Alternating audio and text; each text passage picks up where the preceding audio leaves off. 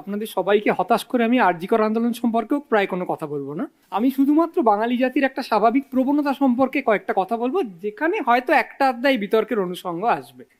আপনার বোধহয় মনে আছে যে ভারতীয় ওয়ানডে ক্রিকেট টিমে একসময় ওপেন করতেন শাস্ত্রী আর শ্রীকান্ত, রবি শাস্ত্রী আর কৃষ্ণমাচারী শ্রীকান্ত। তো যখন খেলা হতো, শাস্ত্রী হয়তো প্রচুর বুঝে শুনে দেখে শেখে 72 রান করলেন। বাঙালি রেগে কাঁই একেবারে, হ্যাঁ, নিজের জন্য খেলে, হিসেব কষে খেলে, অনেক টুকুর টুকুর করলো, কোনো মানে নেই। দেখেছো কৃষ্ণমাচারী শ্রীকান্ত ওভারের প্রথমে এসে একটা 4 মারলেন, তা পরের বলে 6 মারতে গিয়ে ক্যাচ তুলে আউট হয়ে গেলেন। ওই হচ্ছে সত্যিকারের একজন ওয়ানডে প্লেয়ার, কোনো হিসেব নেই, কোনো পরোয়া নেই, একদম সত্যিকারের বীর, নিজের মতো খেলেন, দেশের জন্য খেলে। এদিকে দেশের স্কোর লাইনে শাস্ত্রীর নামের পাশে আছে 72 আর কৃষ্ণমাচারী শ্রীকান্তের নামের পাশে আছে 4। এই যে বাঙালির যে কোনো হিসেব কষা, হিসেব কষে এগিয়ে যাওয়া, খতিয়ে দেখা, এটার প্রতি একটা চূড়ান্ত বিরাগ, ইম্পালসিভনেস, একটা অন্ধ আবেগ প্রবণতা। আপনাদের সকলকে জানাই আন্তরিক শুভেচ্ছা ও স্বাগত। আজকের সন্ধ্যা শুধু একটি বিতর্কের সন্ধ্যা নয়, এটি এক বুদ্ধিবৃত্তিক উদযাপন। এই গভীর আলোচনা ও তর্কের সন্ধ্যাকে সঞ্চালনার মুন্সিয়ানায় আলোকিত করবেন আমাদের যুক্তির পথপ্রদর্শক এবং শব্দের জাদুকর ডক্টর কুণাল সরকার। আজকের এই বাক কুরুক্ষেত্রে আমি একজন আম্পায়ার মাত্র। যারা আসার সবাই এসে গেছেন, সবাইকে ধন্যবাদ। ডিবেটের নিয়মগুলো অত্যন্ত সহজ সরল। প্রথমে পালা করে করে সপক্ষ এবং বিপক্ষের এরা বলবেন 8 মিনিট করে। এবং আজকের পরিবেশ পরিস্থিতি সত্ত্বেও আমরা প্রচণ্ডভাবে সমস্ত রকম ক্যারেক্টার টেস্টিং করে নিয়েছি যে তানিয়া ইজ কমপ্লিটলি ইনকরাপ্টেবল, এবং তানিয়া কখনোই কাউকে 8 মিনিটের বেশি একটা সেকেন্ডও দেবেন না। সুতরাং 8 মিনিট বলা, সবাই 8 মিনিট করে বলবেন। আফটার 8 মিনিটস অফ স্পিকিং, তারা 8 মিনিট বলে যাবার পরে আমরা আমাদের ডিসকাশনস বা আলোচকদের ডেকে নেব এবং তারা 6 মিনিটের মধ্যে তাদের নেসেসারি পোলারাইজেশন ছাড়া তাদের বক্তব্যটা রাখবেন। If we are doing okay with time, তাহলে আমাদের হাতে যদি 2-3 মিনিট টাইম থাকে, তাহলে উভয় পক্ষের যদি কোনো খুব বার্নিং পয়েন্টস অফ অর্ডার থাকে, কোনো ফ্যাকচুয়াল পয়েন্ট বা পয়েন্ট অফ অর্ডার থাকে, আপনারা এখান থেকে আপনাদের ওপিনিয়ন দিতে পারেন। আর তারপর debate will close with 3 minutes of summing up. এবং তারপর the most important part of every debate, it is the house which decides. আজকের সন্ধ্যেতে আমরা যে বিতর্কটা শুরু করেছি, যে আমাদের আন্দোলনে রাগ আছে, আবেগ আছে, উদ্দেশ্য নেই। তো আমরা হয়তো আন্দোলন কেন্দ্রিক কথাবার্তা বলতে শুরু করেছিলাম, অনেক সময় ধরে বলেছি, স্বাধীনতার সময় বলেছি, তার আগেও বলেছি। ইদানিংকালে বর্তমান সময় এবং বর্তমান পার্সপেক্টিভ আমাদের মধ্যে এই আন্দোলনের ব্যাপারটাকে আরও অনেকটা হয়তো নাড়িয়ে দিয়ে গেছে। আমাদের 2024-এর অগস্টের পর থেকে আজকে সমকালীন বাঙালিকে সময় যেখানে নিয়ে এসেছিল, সে তার নানান অভিজ্ঞতার মধ্যে দিয়ে, নানান সংঘাতের মধ্যে দিয়ে টাইম অ্যান্ড এগেন নিজেকে হয়তো এই প্রশ্নটা করছে যে আমাদের মধ্যে রাগ ছিল, আবেগ ছিল, কিন্তু ওই যে মুভমেন্ট, ওই যে আন্দোলন, যে আন্দোলনের মধ্যে লক্ষ লক্ষ মানুষ তাদের বক্তব্য, তাদের মতামত জানিয়েছিলেন, আজকে সময় হলো কিছুটা আত্মবিশ্লেষণ করা। To me it is more sociological than political, যে ভেবে দেখার সময় হয়তো এসছে যে ইজ দেয়ার আ ফোকাস। আমাদের চিন্তাধারা, চাল চলন, আমরা কোথায় গিয়ে পৌঁছলাম আর কোথায় গিয়ে পৌঁছতে পারলাম না, সেই কথাটা নিজেদের মধ্যে আলোচনার করার বিবেক এবং বুদ্ধি আশা করি বাঙালির আছে, এই শহরের আছে। এবং তাই আজ প্রথম ডেকে নেব সপক্ষে to open the debate Biswanath চক্রবর্তীকে। নমস্কার, শুভ সন্ধ্যা। রাষ্ট্রবিজ্ঞানের শিক্ষক হিসেবে ওপিনিয়ন মেকার আমি কখনোই নই। যেমন মাঠে ধারাভাষ্যকাররা খেলার গতি প্রকৃতি দেখে ধারাভাষ্য দেন, তেমনি রাজনীতিবিদরা যেভাবে রাজনীতি করেন, পরিচালনা করেন, সেই অনুযায়ী ধারাভাষ্য দেওয়াটাই হলো আমার দায়িত্ব এবং কর্তব্য। যেমন করে আজকে আমরা সাম্প্রতিক পশ্চিমবঙ্গে ঘটে যাওয়া একরাশ মানে যে আন্দোলনগুলো সেখান থেকে একরাশ যে হতাশা জন্ম নিয়েছে তার উদযাপনে আমরা বসেছি, ময়না তদন্তে বসেছি। দেখুন, শৈশব থেকে জেনে এসেছিলাম যে লক্ষ্যহীন জীবন হোক আর আন্দোলনই হোক অনেকটা নাবিকহীন জাহাজের মতন। বাঙালি নাকি আন্দোলনের সক্রিয়, বাঙালি আন্দোলনের উপর ভিত্তি করে চলে, কিন্তু আমি জানি না বিগত 10-12 বছরে বাঙালিকে কোন জাদু বলে মানে বশ করানো হয়েছে যে বাঙালি ক্রমশ আন্দোলন বিমুখ হয়ে পড়েছেন। যদিও বা ঠেলে ঠুলে একটু একটু আন্দোলনে নামে নাগরিক জীবন থেকে, অথবা যদি রাজনৈতিক সমাজ থেকে কোনো আন্দোলন উঠে আসে অন্যায় অত্যাচারের বিরুদ্ধে, ঘটে যাওয়া অন্যায় অত্যাচারের বিরুদ্ধে, অল্প সময়ের মধ্যে আমরা দেখি যে সেটা সলিল সমাধি ঘটে। নানা রকম কারণে নানা রকম তার ব্যাখ্যা বিশ্লেষণ আছে। দেখুন, এই ধরনের আন্দোলনগুলো একরাশ হতাশার জন্ম দেয়, সৃষ্টি করে বেদনার, কিন্তু কোনো উদ্দেশ্য ছাড়াই মাঝপথে আন্দোলনগুলো মৃত্যু ঘটে, ভয় হয়। এটাই কি আজকের বাংলা এবং আগামী দিনের বাংলা? আমাদের রাগ আবেগ আছড়ে পড়ে যখন আমরা দেখি আরজিকরের সেই নির্মম ঘটনা। আমাদের দুঃখ হয়, আমাদের বেদনা হয়, উদ্বিগ্ন তৈরি হয় যখন দেখি শিক্ষকরা, যোগ্য শিক্ষকরা চাকরি হারাচ্ছেন। আমরা অত্যন্ত ক্রুদ্ধ হই, আবেগতাড়িত হয়ে আন্দোলন নামতে চাই যখন দেখি নির্বাচনের সময় একের পর এক লাশ পড়ছে। আমাদের রাগ আবেগ জন্ম হয় যখন দেখি আপনার আমার বাড়ির ছেলেমেয়েরা এই রাজ্যে কাজ না পেয়ে অন্য রাজ্যে পাড়ি দিচ্ছে অথবা অন্য দেশে পাড়ি দিচ্ছে, এবং বৃদ্ধ বাবা মা হা করে তাকিয়ে আছে কবে ছেলে ফিরে আসবে। সেটা দেখে অবশ্যই আমাদের রাগ হয়, বেদনা হয়। আমাদের রাগ হয়, আবেগ হয়, আন্দোলনে ঝাঁপাতে চাই যখন দেখি কৃষকরা কালোবাজার থেকে বেশি দামে 1800 টাকার বস্তা যে সার সেটা 2200 টাকায় বস্তায় কিনছে। আমাদের দুঃখ হয় যখন দেখি যে ফসলের সহায়ক মূল্য কৃষকের পকেটে না ঢুকে কোনো স্থানীয় নেতার পকেটে ঢুকেছে। আর আমাদের রাজনৈতিক সমাজ থেকে কিছু কিছু দল তারা আন্দোলন খেলায় নামে, অচিরেই সেই খেলা বন্ধ হয়ে যায়। ওই পর্যন্তই। যখন দেখি আমার শৈশবের, আপনার শৈশবের যে সমস্ত স্কুলগুলো, প্রাথমিক স্কুলগুলোতে পড়াশোনা করেছি, সেরকম 8000 প্রাথমিক স্কুল বন্ধ হয়ে যায় এই রাজ্যে, দুঃখ হয়, বেদনা হয়, আন্দোলনে ছাপাতে ইচ্ছা করে। যখন দেখি প্রশাসন আমরা বিভাজন তৈরি করে, যখন আমি দেখি আমার পাশে বসা পৌলমীকে অকারণে পুলিশ হয়রানি করে, বা কাউকে কেউ কোনো সাংবাদিক প্রশ্ন করার জন্য জেলে যায়, আমাদের দুঃখ হয়। আবেগতাড়িত হয়ে আন্দোলনেও কেউ ঝাঁপিয়ে পড়ি, কিন্তু অল্প সময়ের মধ্যে সেই আন্দোলনগুলো উদ্দেশ্যহীনভাবে বিলীন হয়ে যায়, মৃত্যু ঘটে। এই উদ্দেশ্যহীন একের পর এক আন্দোলনের যদি তালিকা দিতে থাকি তাহলে তার যেন শেষ নেই। কিন্তু তারপরেও আরজিকরের নির্ভয়া কাণ্ডের পরে যখন ডাক্তারবাবুরা কিছুটা দূর আন্দোলনটাকে এগিয়ে নিয়ে যেতে চেয়েছিল, যখন চাকরিহারা যোগ্য শিক্ষকরা আন্দোলনটাকে কিছুটা এগিয়ে নিয়ে যেতে চেয়েছে, তখন পুলিশের নির্মম অত্যাচার তাদের উপর নেমে এসেছে। সুবর্ণবাবুকে পাঠানো হয়েছে বদলি করে পাহাড়ে, এবং কখনো ভয় দেখিয়ে, কখনো বা ভক্তিতে, কখনো বা প্রান্তিক মানে প্রাপ্তির মধ্য দিয়ে আন্দোলনগুলোকে দমানোর চেষ্টা করা হয়, যেটা আমরা অহরহ দেখে অভ্যস্ত। দেখুন, আন্দোলনের রাগ এবং আবেগ অবশ্যই দরকার, কিন্তু সেটা কি যথেষ্ট? আমরা কি সত্যি আন্দোলনগুলোকে লক্ষ্য অর্জনের জন্য পরিচালিত করতে পারছি? যতগুলো আন্দোলন আপনার সম্প্রতি ঘটে গেল, আমরা আন্দোলনের মধ্যে কি করতে চাই? আমরা কি আদৌ ব্যবস্থার পরিবর্তন করতে চাই? যদি সত্যি ব্যবস্থার পরিবর্তন আনতে চাই, ন্যায় বিচার প্রতিষ্ঠা করতে চাই, তাহলে রাজনৈতিক ব্যবস্থার পরিবর্তন ছাড়া আদতেও কি ন্যায় বিচার প্রতিষ্ঠা করা সম্ভব? আমি দুটো উদাহরণ দিচ্ছি। আরজিকরের এখানে ডাক্তারবাবুরা আছেন যারা আন্দোলন করেছিলেন, সেই ডাক্তারবাবুদের আন্দোলনের সাথে হাজার হাজার মানুষ যুক্ত হয়েছিল। স্বাধীন ভারতবর্ষের সবচেয়ে বৃহত্তম নাগরিক আন্দোলনে পরিণত হয়েছিল। আমরা বারবার টেলিভিশনে সেই কথা বলেছি।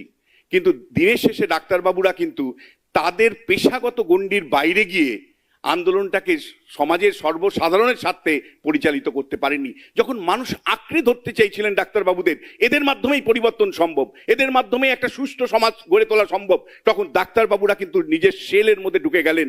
মুখ্যমন্ত্রীর সাথে বৈঠক করতে গিয়ে তারা কেবলমাত্র ডাক্তারি পেশাগত সমস্যাগুলোকে তুলে ধরলেন, যদিও তার সেই সমস্ত গুলোই প্রায় অধিকাংশগুলোই অধরা রয়ে গেছে। আর শিক্ষক মহাশয়দের ক্ষেত্রে সেই একই গল্প। যখন সাধারণ মানুষ শিক্ষকদের আন্দোলনের সাথে নিজেকে যুক্ত করতে চাইলো, ন্যায় বিচার প্রতিষ্ঠা করতে চাইলো একটা পরিবর্তনের, শিক্ষকরা কিন্তু তাদের পেশাগত জায়গা থেকেই আন্দোলনে কিন্তু আবদ্ধ থাকলেন। অর্থাৎ পেশার সেলের বাইরে গিয়ে কিন্তু বৃহত্তম সমাজের ন্যায় বিচারের প্রশ্নটাকে তারা এগিয়ে নিতে চাইলেন না। দেখুন, ডাক্তারবাবুদের আন্দোলন যেমন তাদের স্বল্পমেয়াদী দীর্ঘমেয়াদী কোনো উদ্দেশ্যই পূরণ হয়নি, তেমনিভাবে শত চেষ্টা করে 5 বছর ধরে আন্দোলন করার পরেও শিক্ষকরা পারেননি সরকারকে বাধ্য করতে একটা যোগ্য প্রার্থী তালিকা আদালতের কাছে হাজির করে তাদের চাকরি রক্ষা করতে।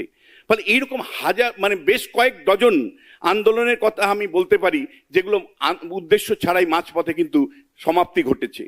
দেখুন, আমরা মনে করি, রাষ্ট্রবিজ্ঞানের শিক্ষকরা মনে করি যে এই পশ্চিমবাংলাটা হলো পলিটিক্যাল সোসাইটি। আমাদের সমাজবিজ্ঞানী পার্থ চট্টোপাধ্যায় থেকে দ্বৈপায়ন ভট্টাচার্য সবাই বলেছে এটা পলিটিক্যাল সোসাইটি। আমি আমার বইয়ে বলেছি এটা হলো বেসিক্যালি যে রুলিং পার্টি সোসাইটি, যেখানে জন্ম থেকে মৃত্যু সবকিছু রাজনীতির দ্বারা নিয়ন্ত্রিত হয়, পরিচালিত হয়। ফলে রাজনীতির পরিবর্তন ছাড়া আপনি সামাজিক পরিবর্তন আনবেন কি করে, আপনি ব্যবস্থার মধ্যে পরিবর্তন আনবেন কি করে? ফলে রাজনীতির পরিবর্তনকে ব্যতি রেখে যারা সামাজিক পরিবর্তনের কথা বলছেন, যারা আন্দোলন পরিচালনার কথা বলছেন, আদতেও কি সেটা সম্ভব? আমি যদি সাম্প্রতিক রাজনৈতিক যে আন্দোলনগুলো ঘটেছে যদি লক্ষ্য করে দেখেন, তাতে ছুতমার্ক আপনি দেখতে পাবেন। প্রতিনিয়ত ছুতমার্ক চলছে। রাজনৈতিক দলের সাথে যাব কি যাব না। আবার রাজনৈতিক সমাজের যারা প্রধান রাজনৈতিক দল, তারা হিন্দু মুসলমানের রাজনীতি নিয়ে ব্যস্ত। ফলে একদিকে রাজনৈতিক দল হিসাবে বিভাজিত, এবং তারা অনেক বেশি আগ্রহ প্রথাগত আন্দোলনের মধ্য দিয়ে, যে ৭৭ সালে বামেদের পরিবর্তন হয়েছিল, 11 সালে তৃণমূল কংগ্রেস ক্ষমতা এসেছিল, সেই প্রথাগত আন্দোলন কিন্তু আজকে রিপ্লেস হয়ে গেছে আইডেন্টিটি পলিটিক্সের উপর ভিত্তি করে। আজকের আন্দোলন প্রথাগত আন্দোলনের বাইরে গিয়ে জাত, ধর্ম, বর্ণ, ভাষার উপর ভিত্তি করে পরিচালিত হচ্ছে, এবং রাজনৈতিক দলগুলো অনেক বেশি আগ্রহ দেখাচ্ছে মতুয়াদের, আদিবাসীদের, রাজবংশীদের, হিন্দুদের জন্য, মুসলমানদের জন্য নিজেদের আন্দোলন পরিচালনা করতে।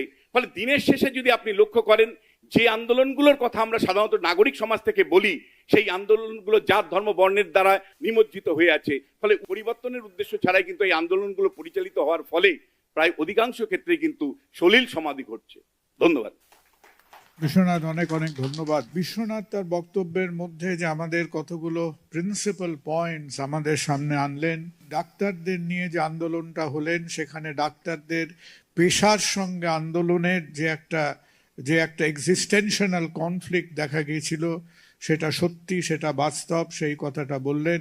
দেখা যাক এবার বিশ্বনাথের যে মতামত, সেই মতামতের মধ্যে অনেক সারবক্তা, অনেক যৌক্তিকতা আছে, এবং উনি ডাক্তারদের সম্বন্ধে বেশ কয়েকটা তীক্ষ্ণ প্রশ্ন ছুড়ে দিয়েছেন, এবং সেই প্রশ্ন তার সমালোচনা নয়, তার অন্তর্দৃষ্টি এবং তার একটা বাস্তব আলোচনা করতে আসছেন সুবর্ণ গোস্বামী।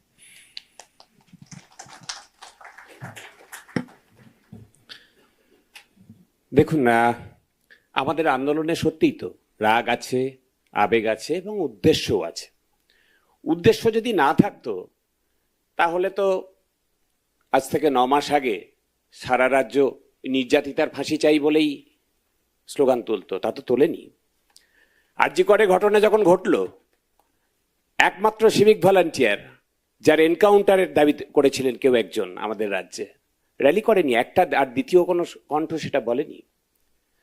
উদ্দেশ্য যদি না থাকতো তাহলে আন্দোলনরত চিকিৎসকরা যারা ভিন রাজ্যে ধর্ষকদের জাতীয় পতাকা আর গাঁদা ফুল দিয়ে বরণ করে, তাদের লোকজনকে চন্দিল্লার ভাষায় বধূ ভোগকে এসো গীত গোবিন্দ স্তরি মনুসংহিতা ভুলিয়া এই বলে কাছে টেনে নিত, গো ব্যাক বলে তাদের তাড়িয়ে দিত না। ফলে উদ্দেশ্য তো একটা নির্দিষ্ট ছিলই। এই আন্দোলনের শুরুর থেকে নির্দিষ্ট উদ্দেশ্যে আন্দোলন হয়েছে, এবং সেই উদ্দেশ্য যেমন স্বল্পমেয়াদী ছিল তেমনি দীর্ঘমেয়াদীও ছিল। স্বল্পমেয়াদী যে উদ্দেশ্যগুলো খুব পরিষ্কার ছিল, যে একটি মেয়ে কর্মরত অবস্থায় তাকে ধর্ষণ করা হয়েছে, খুন করা হয়েছে, একটা প্রতিষ্ঠানের মধ্যে, সমগ্র প্রতিষ্ঠান তাতে যুক্ত। প্রাতিষ্ঠানিক খুন ধর্ষণ এ কোনো লঘু বিষয় নয়, এ কোনো এসি একটা এয়ার কন্ডিশন হলে বসে বক্তৃতা করার বিষয় নয়। এটা রাগে ফেটে যাওয়ার কথা সমস্ত মানুষের, আর তাই হয়েছিল। এবং তারা চেয়েছিল, একটাই দাবি সারা দেশ জুড়ে উঠেছিল, সারা দেশের গণ্ডি ছাড়িয়ে সারা পৃথিবীতে বিচার উঠেছিল, জাস্ট উই ওয়ান্ট জাস্টিস, বিচার চাই। আর সেই বিচার বলতে তারা কি বোঝাতে চেয়েছিল? আজকে 9 মাস ধরে যে আন্দোলন চলছে, যে ঐতিহাসিক অভূতপূর্ব গণ আন্দোলনের কথা বিশ্বনাথ দাও বললেন, কুণাল দাও বলেছেন, তা থেমে নেই। আজও এমন দিন, একটাও দিনও দেখাতে পারবেন না পশ্চিমবাংলার কোনো না কোনো প্রান্তে, কোনো না কোনো কোণে এই অভয়ার বিচার চেয়ে কিছু না কোনো কিছু কর্মসূচি হচ্ছে প্রতিটা দিন। হ্যাঁ, মিডিয়ার আলো সরে যায়, মিডিয়া যুদ্ধ দেখাতে যায়, ইত্যাদি যায়, দেখতে পায় না মানুষ, কিন্তু তাও মানুষ নিজেদের মতো করে সংগঠিত হচ্ছেন। আজও বিচারের দাবিতে বহু মানুষ প্রতিদিন সোচ্চার হচ্ছেন। এখন এইটা দেখুন, বিশ্বনাথদা বললেন ঠিকই যে সরকার বদল, রাজনৈতিক ব্যবস্থা বদল ইত্যাদি উদ্দেশ্য, সেটাই কি যে কোনো আন্দোলনের একমাত্র উদ্দেশ্য হবে? তাহলে তো প্রতি 3 মিনিটে সরকার বদল করতে হয়। একটা সরকার প্রতি 3 মিনিটে যা অনাচার করে, প্রতি 3 মিনিটে হচ্ছে যে আমাদের সরকার বদলের দাবি করতে হয়, তা তো হয় না। 5 বছর ধরে তো আমাকে ডাকতে হবে ব্যবস্থাটা। আর এই 5 বছর ব্যবস্থাটার মধ্যে একটা তৃতীয় পরিসর থাকবে না, শুধুমাত্র যারা রাজনৈতিক দল, যারা ভোটে লড়েন তারাই বলবেন, আর নাগরিক পরিসর কিছু থাকবে না, নাগরিক সমাজ তারা কোনো তৃতীয় পরিসর করে সরকারকে ন্যায়ের পথে থাকতে বাধ্য করবে না। এ তো হতে পারে না।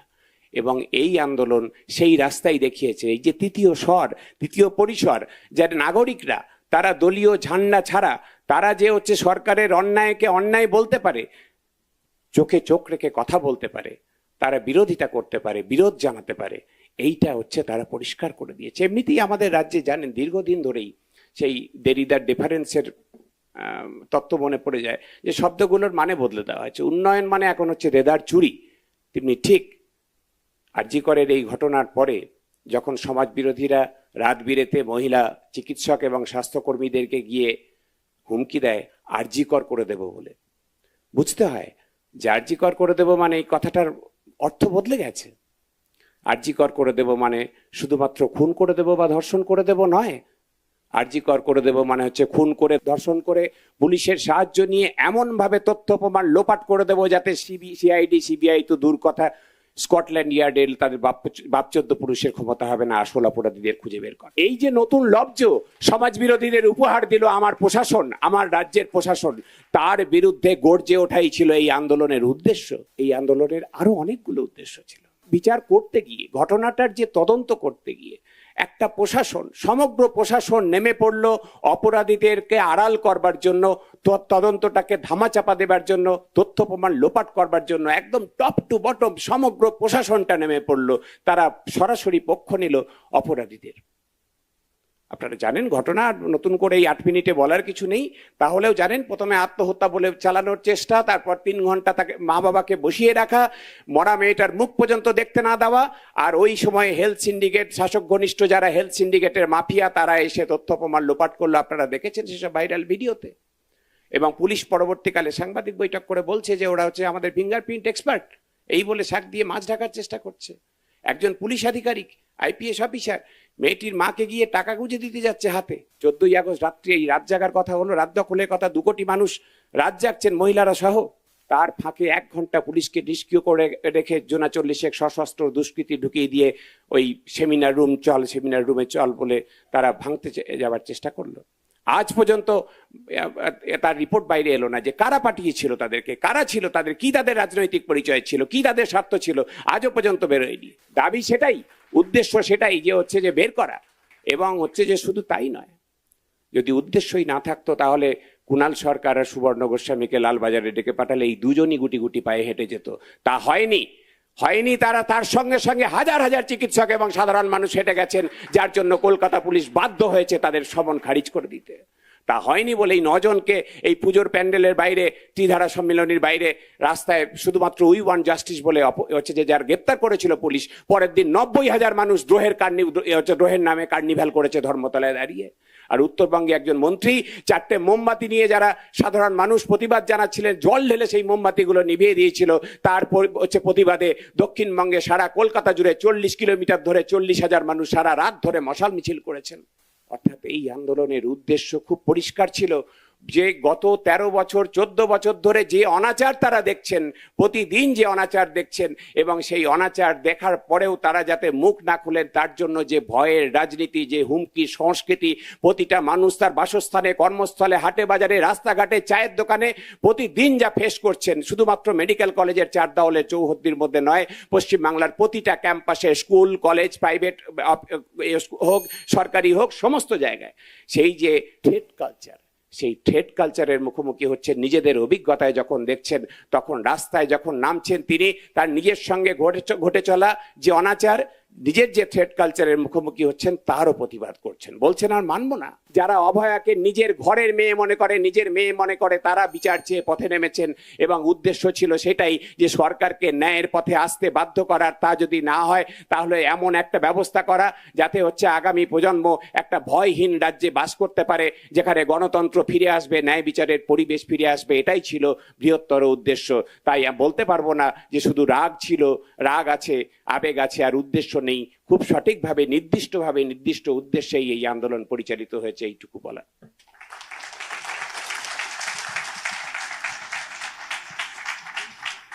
সুবর্ণর প্রতিটি উক্তি এবং তার প্রতিটি শব্দ বন্ধের মধ্যে দিয়ে শুধু তার মতামত নয়, যে তার every syllable he feels, every syllable he enunciates. তিনি আমাদের বললেন যে হ্যাঁ, আজকে হয়তো আমাদের মধ্যে উত্তাপটা সেভাবে নেই, কিন্তু মানুষের মধ্যে যে একটা ন্যায়ের প্রতি আজকে আমরা যে চেয়েছিলাম সেটাই ছিল এই ব্যাপারটার উদ্দেশ্য। এটা নিয়ে যে আমাদের মধ্যে হয়তো যে দৃষ্টিভঙ্গির যে পার্থক্য, সে পার্থক্যটাই হয়তো আজকের বিতর্ক।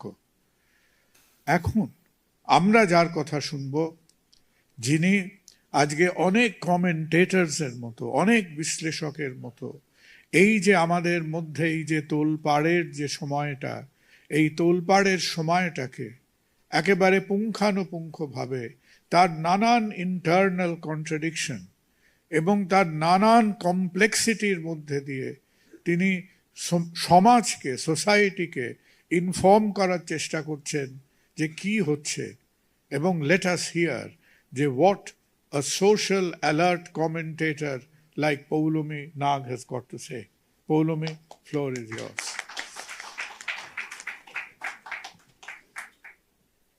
শুভ সন্ধ্যা। আজকে এখানে সবার কথা শুনে, সবাইকে দেখে নিজেকে খানিকটা ওই হংস মধ্যে বকযথার মতো মনে হচ্ছে, কিন্তু এখানে আসার এই যে দুঃসাহসটা সেটা করতে পেরেছি, তার পেছনে দুটো কারণ আছে। কারণ এই যে এত আন্দোলনকে আমি দুভাবে দেখার সুযোগ পেয়েছি। এক হচ্ছে, আমি আমার সাংবাদিকতার পড়াশোনা শেষ করার পর যখন পশ্চিমবঙ্গে প্রথম কাজ করতে শুরু করলাম, তখন থেকে এখনো পর্যন্ত পশ্চিমবঙ্গে আমি যতগুলো আন্দোলনকে খুব কাছ থেকে দেখার সুযোগ পেয়েছি, আমার মনে হয় না যে আমার সতীর্থ যারা অন্য রাজ্যে কাজ করছেন তারা এইটুকু সময়ের মধ্যে এতগুলো আন্দোলনকে এতটা কাছ থেকে দেখতে পেরেছেন বলে। এবং দ্বিতীয় কারণ, আমার মা আমার জন্মের আগে থেকে আন্দোলনের সঙ্গে যুক্ত। আমার মা পেশায় একজন নার্স, এবং এই গোটা রাজ্য জুড়ে যেখানে যখন নার্সদের বিরুদ্ধে কোনো রকম অন্যায় অপমান যা হয়েছে বা যা তাদের বিভিন্ন রকম দাবি আদায়ের প্রয়োজন হয়েছে, সেখানে ছুটে যাওয়ার চেষ্টা করেছেন। কখনো 2 দিন বসে থেকে একটা ডেপুটেশন জমা দিতে হয়েছে, কখনো 4 দিন লড়াই করে একটা প্রাপ্য আদায় করতে হয়েছে। একটা নাইট অফ পাওয়ার জন্য আমি দেখেছি আমার মা এবং তার সহকর্মীরা বছরের পর বছর লড়াই করেছেন। আমার ছোটবেলার খুব গুরুত্বপূর্ণ একটা স্মৃতি, যে একটা ভিড়ের সামনে আমি আমার বাবার হাত ধরে দাঁড়িয়ে রয়েছি, আমি খুবই ছোট তখন, এবং সামনে একটা অনশন মঞ্চে বসে রয়েছেন আমার মা। তো এই দুভাবে পার্সোনাল লাইফে এবং প্রফেশনালি আন্দোলনকে দেখার সুবাদে আমার মধ্যে কিছু ধারণা বা উপলব্ধি তৈরি হয়েছে, যেগুলো আমি আপনাদের সঙ্গে একটু ভাগ করে নিতে পারি, এবং সেখান থেকেই বলতে পারি যে কেন বারবার এই চিত্রটা উঠে আসে যে আমাদের রাগ আছে, আমাদের আন্দোলনে রাগ আছে, আবেগ আছে, কিন্তু উদ্দেশ্য নেই। একটা সংগঠিত আন্দোলনের দিকে যদি আপনারা তাকান, তার প্রাথমিকভাবে আমরা 3টে ধাপ দেখতে পাই। একটা সুনিশ্চিত দাবি, একটা নেগোসিয়েশন পয়েন্ট বা সেই দাবির জন্য আমরা কতদূর যেতে রাজি আছি সেটা, কারণ বেশিরভাগ ক্ষেত্রেই অনির্দিষ্টকালের জন্য একটা আন্দোলন চালিয়ে নিয়ে যাওয়া সম্ভব হয় না। এবং তৃতীয়, যেটা পাওয়া গেল না সেটাকে উদ্দেশ্য করে পরবর্তীকালে আবার কিভাবে আন্দোলন সংগঠিত করা যায় তার পরিকল্পনা। কিন্তু এটা সংগঠিত বা ইউনিয়নাইজড আন্দোলনের কথা। এইবার যদি আমি আমাদের আন্দোলন বা নাগরিক আন্দোলনের কথায় আসি, প্রথমেই আমরা দেখি যখন রাগ আর আবেগ এই দুটো জিনিসকে স্ফুলিঙ্গ করে একটা আন্দোলন গড়ে ওঠে, সেই আন্দোলনের সামনে একটা টাইমার বসে যায়। কারণ রাগটা আমাদের অন্যান্য ইমোশনের মতোই একটা ইমোশন, যেটা আপনি বেশি দিন একইভাবে ধরে রাখতে পারবেন না। আমাদের মধ্যে প্রচুর রাগ আছে, আমাদের মধ্যে প্রচুর ক্ষোভ আছে, কিন্তু আপনি 365 দিন একই ইন্টেন্সিটিতে রেগে থাকতে পারবেন না।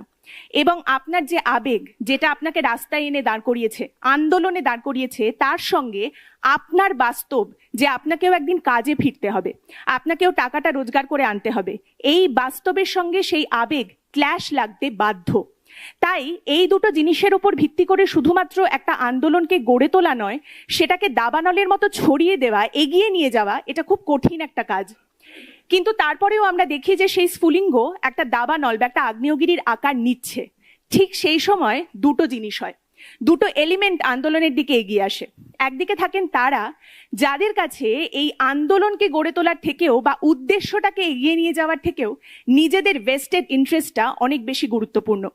এবং তারা যেটা করেন বারবার, যে একটা আন্দোলনকে অনাথ মনে করে সেই আন্দোলনের মাতা বা পিতা হতে চেষ্টা করেন। এদিকটা যেরকম রয়েছে, উল্টো দিকটাও রয়েছে। যাদের বিরুদ্ধে আন্দোলন, তারা প্রথম থেকেই হয় ডিসমিস করতে শুরু করেন যে এটা আবার আন্দোলন নাকি, আন্দোলন তো করেছিলাম আমরা, এই আন্দোলনের তো কোনো মানেই হয় না। এবং তারা দুটো থিওরি অ্যাপ্লাই করেন, সেফটি ভালভ থিওরি আর না হলে রাইড ইট আউট, দেখি না কতদিন বসে থাকবে, কতদিন চলবে, দেখাই যাক। এবং এই টানা পড়ে নেই আমরা দেখতে পাই যে আন্দোলনের উদ্দেশ্যটা নেই হয়ে যাচ্ছে। উদ্দেশ্যর যে গোল পোস্টটা ছিল সেটা ক্রমাগত এক জায়গা থেকে আরেক জায়গায়, আরেক জায়গা থেকে আরেক জায়গায় সরে যাচ্ছে। এই পয়েন্টটা আপনিও বুঝতে পারেন। ঠিক এই পয়েন্টেই যারা আন্দোলনের পাশে এসে দাঁড়িয়েছিলেন তাদের অ্যাটেনশনটা ডিপ করতে শুরু করে। মিডিয়াতেও ভেতরে ভেতরে কথা শুরু হয়ে যায়, পাবলিক আর খাচ্ছে না, ইস্যুটা আর গরম নেই। নেগোসিয়েশন পয়েন্টটাও ঘেটে দেওয়া হয়। একদল বলতে থাকে এই দাবিটা তো কিছুতেই মানবো না, এটা কিছুতেই হবে না, শুনতে পারি কিন্তু কিছুতেই মানবো না। আরেক দল বলতে থাকে এইটুকুতেই হলে চলবে, আরেকটু বসে থাকো, দেখো আরেকটু আদায় করতে পারবে, আরে এর সঙ্গে এই উদ্দেশ্যটাও ঢুকিয়ে দাও, লিস্টে এটাও ঢুকিয়ে দাও, দেখো এটাও পেয়ে যাবে এখন। আর এই টানাটানিটাতেই কিন্তু উদ্দেশ্যটা নেই হয়ে যায়। যারা রাগ আর আবেগটা নিয়ে আন্দোলনটা গড়ে তুলেছিলেন তাদের রাগ আর আবেগের সুযোগ নেওয়া হতে শুরু করে, এবং তারা যে ভরসা এবং বিশ্বাস নিয়ে দাঁড়িয়েছিলেন সেখানে বারবার আঘাত আসতে শুরু করে। আর এই যে টানা পড়েন, যার জন্য উদ্দেশ্যটা বারবার নেই হয়ে যাচ্ছে, এটা বোঝানোর জন্য একটা ওই সূর্যমুখী ফুলের মতো একটা রাবীন্দ্রিক উদাহরণ দেওয়া যায়। কিংবা আমি এখন আধুনিক যে কবিতা, সেখানকার ওই স্ট্রিট লাইট আর শ্যামা পোকার কথা বলতে পারতাম। কিন্তু আলটিমেটলি এটা বোঝানোর সব থেকে ভালো উপায় আমাদের ছোটবেলায় পড়া ভ্যাম্পায়ারের গল্প। রাত বাড়ছে, রাস্তার মাঝে মানুষ একদিকে বসে বিরোধী ভ্যাম্পায়ার ভাবছে আরেকটু ফুলে ফেপে উঠুক, আমি গিয়ে রক্ত চুষে আমার রাজনৈতিক জীবনকে দীর্ঘায়িত করব। আরেকদিকে বসে শাসক ভ্যাম্পায়ার ভাবছে যে আচ্ছা ঠিক আছে, আরেকটু বসে থাকুক দেখি, তারপর আমি অন্ধকারে গিয়ে আমার চেলা চামুন্ডাদের নিয়ে এদেরকে একেবারে পিটিয়ে পাটিসাপটা করে দেব। আর এই দুটো জিনিস, আন্দোলনের রক্ত চুষে সেটাকে কঙ্কালে পরিণত করা বা রাতের অন্ধকারে আন্দোলনকারীদের পিটিয়ে পাটিসাপটা করে দেওয়া এবং পরের দিন সকালে তারাই ক্যামেরার সামনে বসে সংযমের কথা বলা, এইটা আমরা বারবার দেখেছি। প্রত্যেকটা আন্দোলনের একটা রাজনৈতিক সত্তা থাকে, কিন্তু তার মানে এই নয় যে প্রতিটা আন্দোলনকে কোনো না কোনো রাজনৈতিক দলের পাণিপ্রার্থী হতে হবে। প্রত্যেকটা আন্দোলনকে কোনো না কোনো রাজনৈতিক দলের এজেন্ডাকে স্যাটিসফাই করতে হবে, তা নয়। কিন্তু তাহলে এগুলো নিয়ে এত কথা কেন যদি উদ্দেশ্যই না থাকে? তার কারণ এখানে একটা রোগ ভেরিয়েবল আছে, যেটা বারবার প্রত্যেকটা আন্দোলনে এক একটা মিরাকেল দৃশ্য তৈরি করে। কখনো আমরা দেখি 60 বছরের একজন মহিলা এসেছেন আন্দোলনে এবং তিনি হাতে করে দুটোই জলের বোতল আনতে পেরেছেন, একটা নিজের জন্য আরেকটা দিয়ে দেবেন কাউকে তাই জন্য। কিংবা 70 একজন মানুষ, তিনি হুইল চেয়ারে করে এসেছেন এবং তিনি ব্যাগের ভেতরে শুধু লজেন্স নিয়ে এসেছেন দেবেন বলে, তাদের জন্যেই এই এত কথা বলা। দেখুন, আমরা প্রত্যেকের নিজেদের জীবনের নিরুপারায়, আমরা হচ্ছে আমাদের নিজেদের জীবনের ট্র্যাজিক হিরো। আমার জীবনের সমস্যা আমার কাছে সব থেকে বড়, কিন্তু সেইটা কাটিয়ে উঠে যখন এতগুলো মানুষ রাগ আর আবেগ নিয়ে রাস্তায় এসে দাঁড়াচ্ছেন, সেই জার্নি বা সেই রাগ আর আবেগটাকে আপনি কিন্তু অস্বীকার করতে পারেন না, সেটাকে সেলিব্রেট করতে হবে। এতক্ষণ সুবর্ণবাবু যে কথাগুলো বললেন, যেভাবে প্রতিবাদ করা হয়েছে, যেভাবে যা হয়েছে, সেগুলো এই হিউম্যান এলিমেন্টের বর্ণনা, সেটাকে ছোট করা যায় না। কিন্তু তার মানে এই নয় যে উদ্দেশ্যটা নেই হয়ে যাচ্ছে না। এবং বারবার এই যে আমরা সেলিব্রেটের কথাটা বলছি, এবং এই জন্যেই এত পর্যালোচনা যে মানুষগুলো এখনো রাস্তায় আছেন এবং সেই কারণেই লড়াইটা এখনো চলছে। তাই বারবার প্রশ্ন করতে হবে যে উদ্দেশ্যটা কেন নেই হয়ে যাচ্ছে। আমাদের যদি এটা নিশ্চিত করতে হয় যে আগামী দিনের আন্দোলনগুলো ওই দুই ভ্যাম্পায়ারের মাঝখানে হারিয়ে যাবে না, উদ্দেশ্যগুলো চোরাবালির মধ্যে ঢুকে যাবে না, তাহলে আজ আমাদের এটা অ্যাডমিট করতে হবে যে there is something wrong.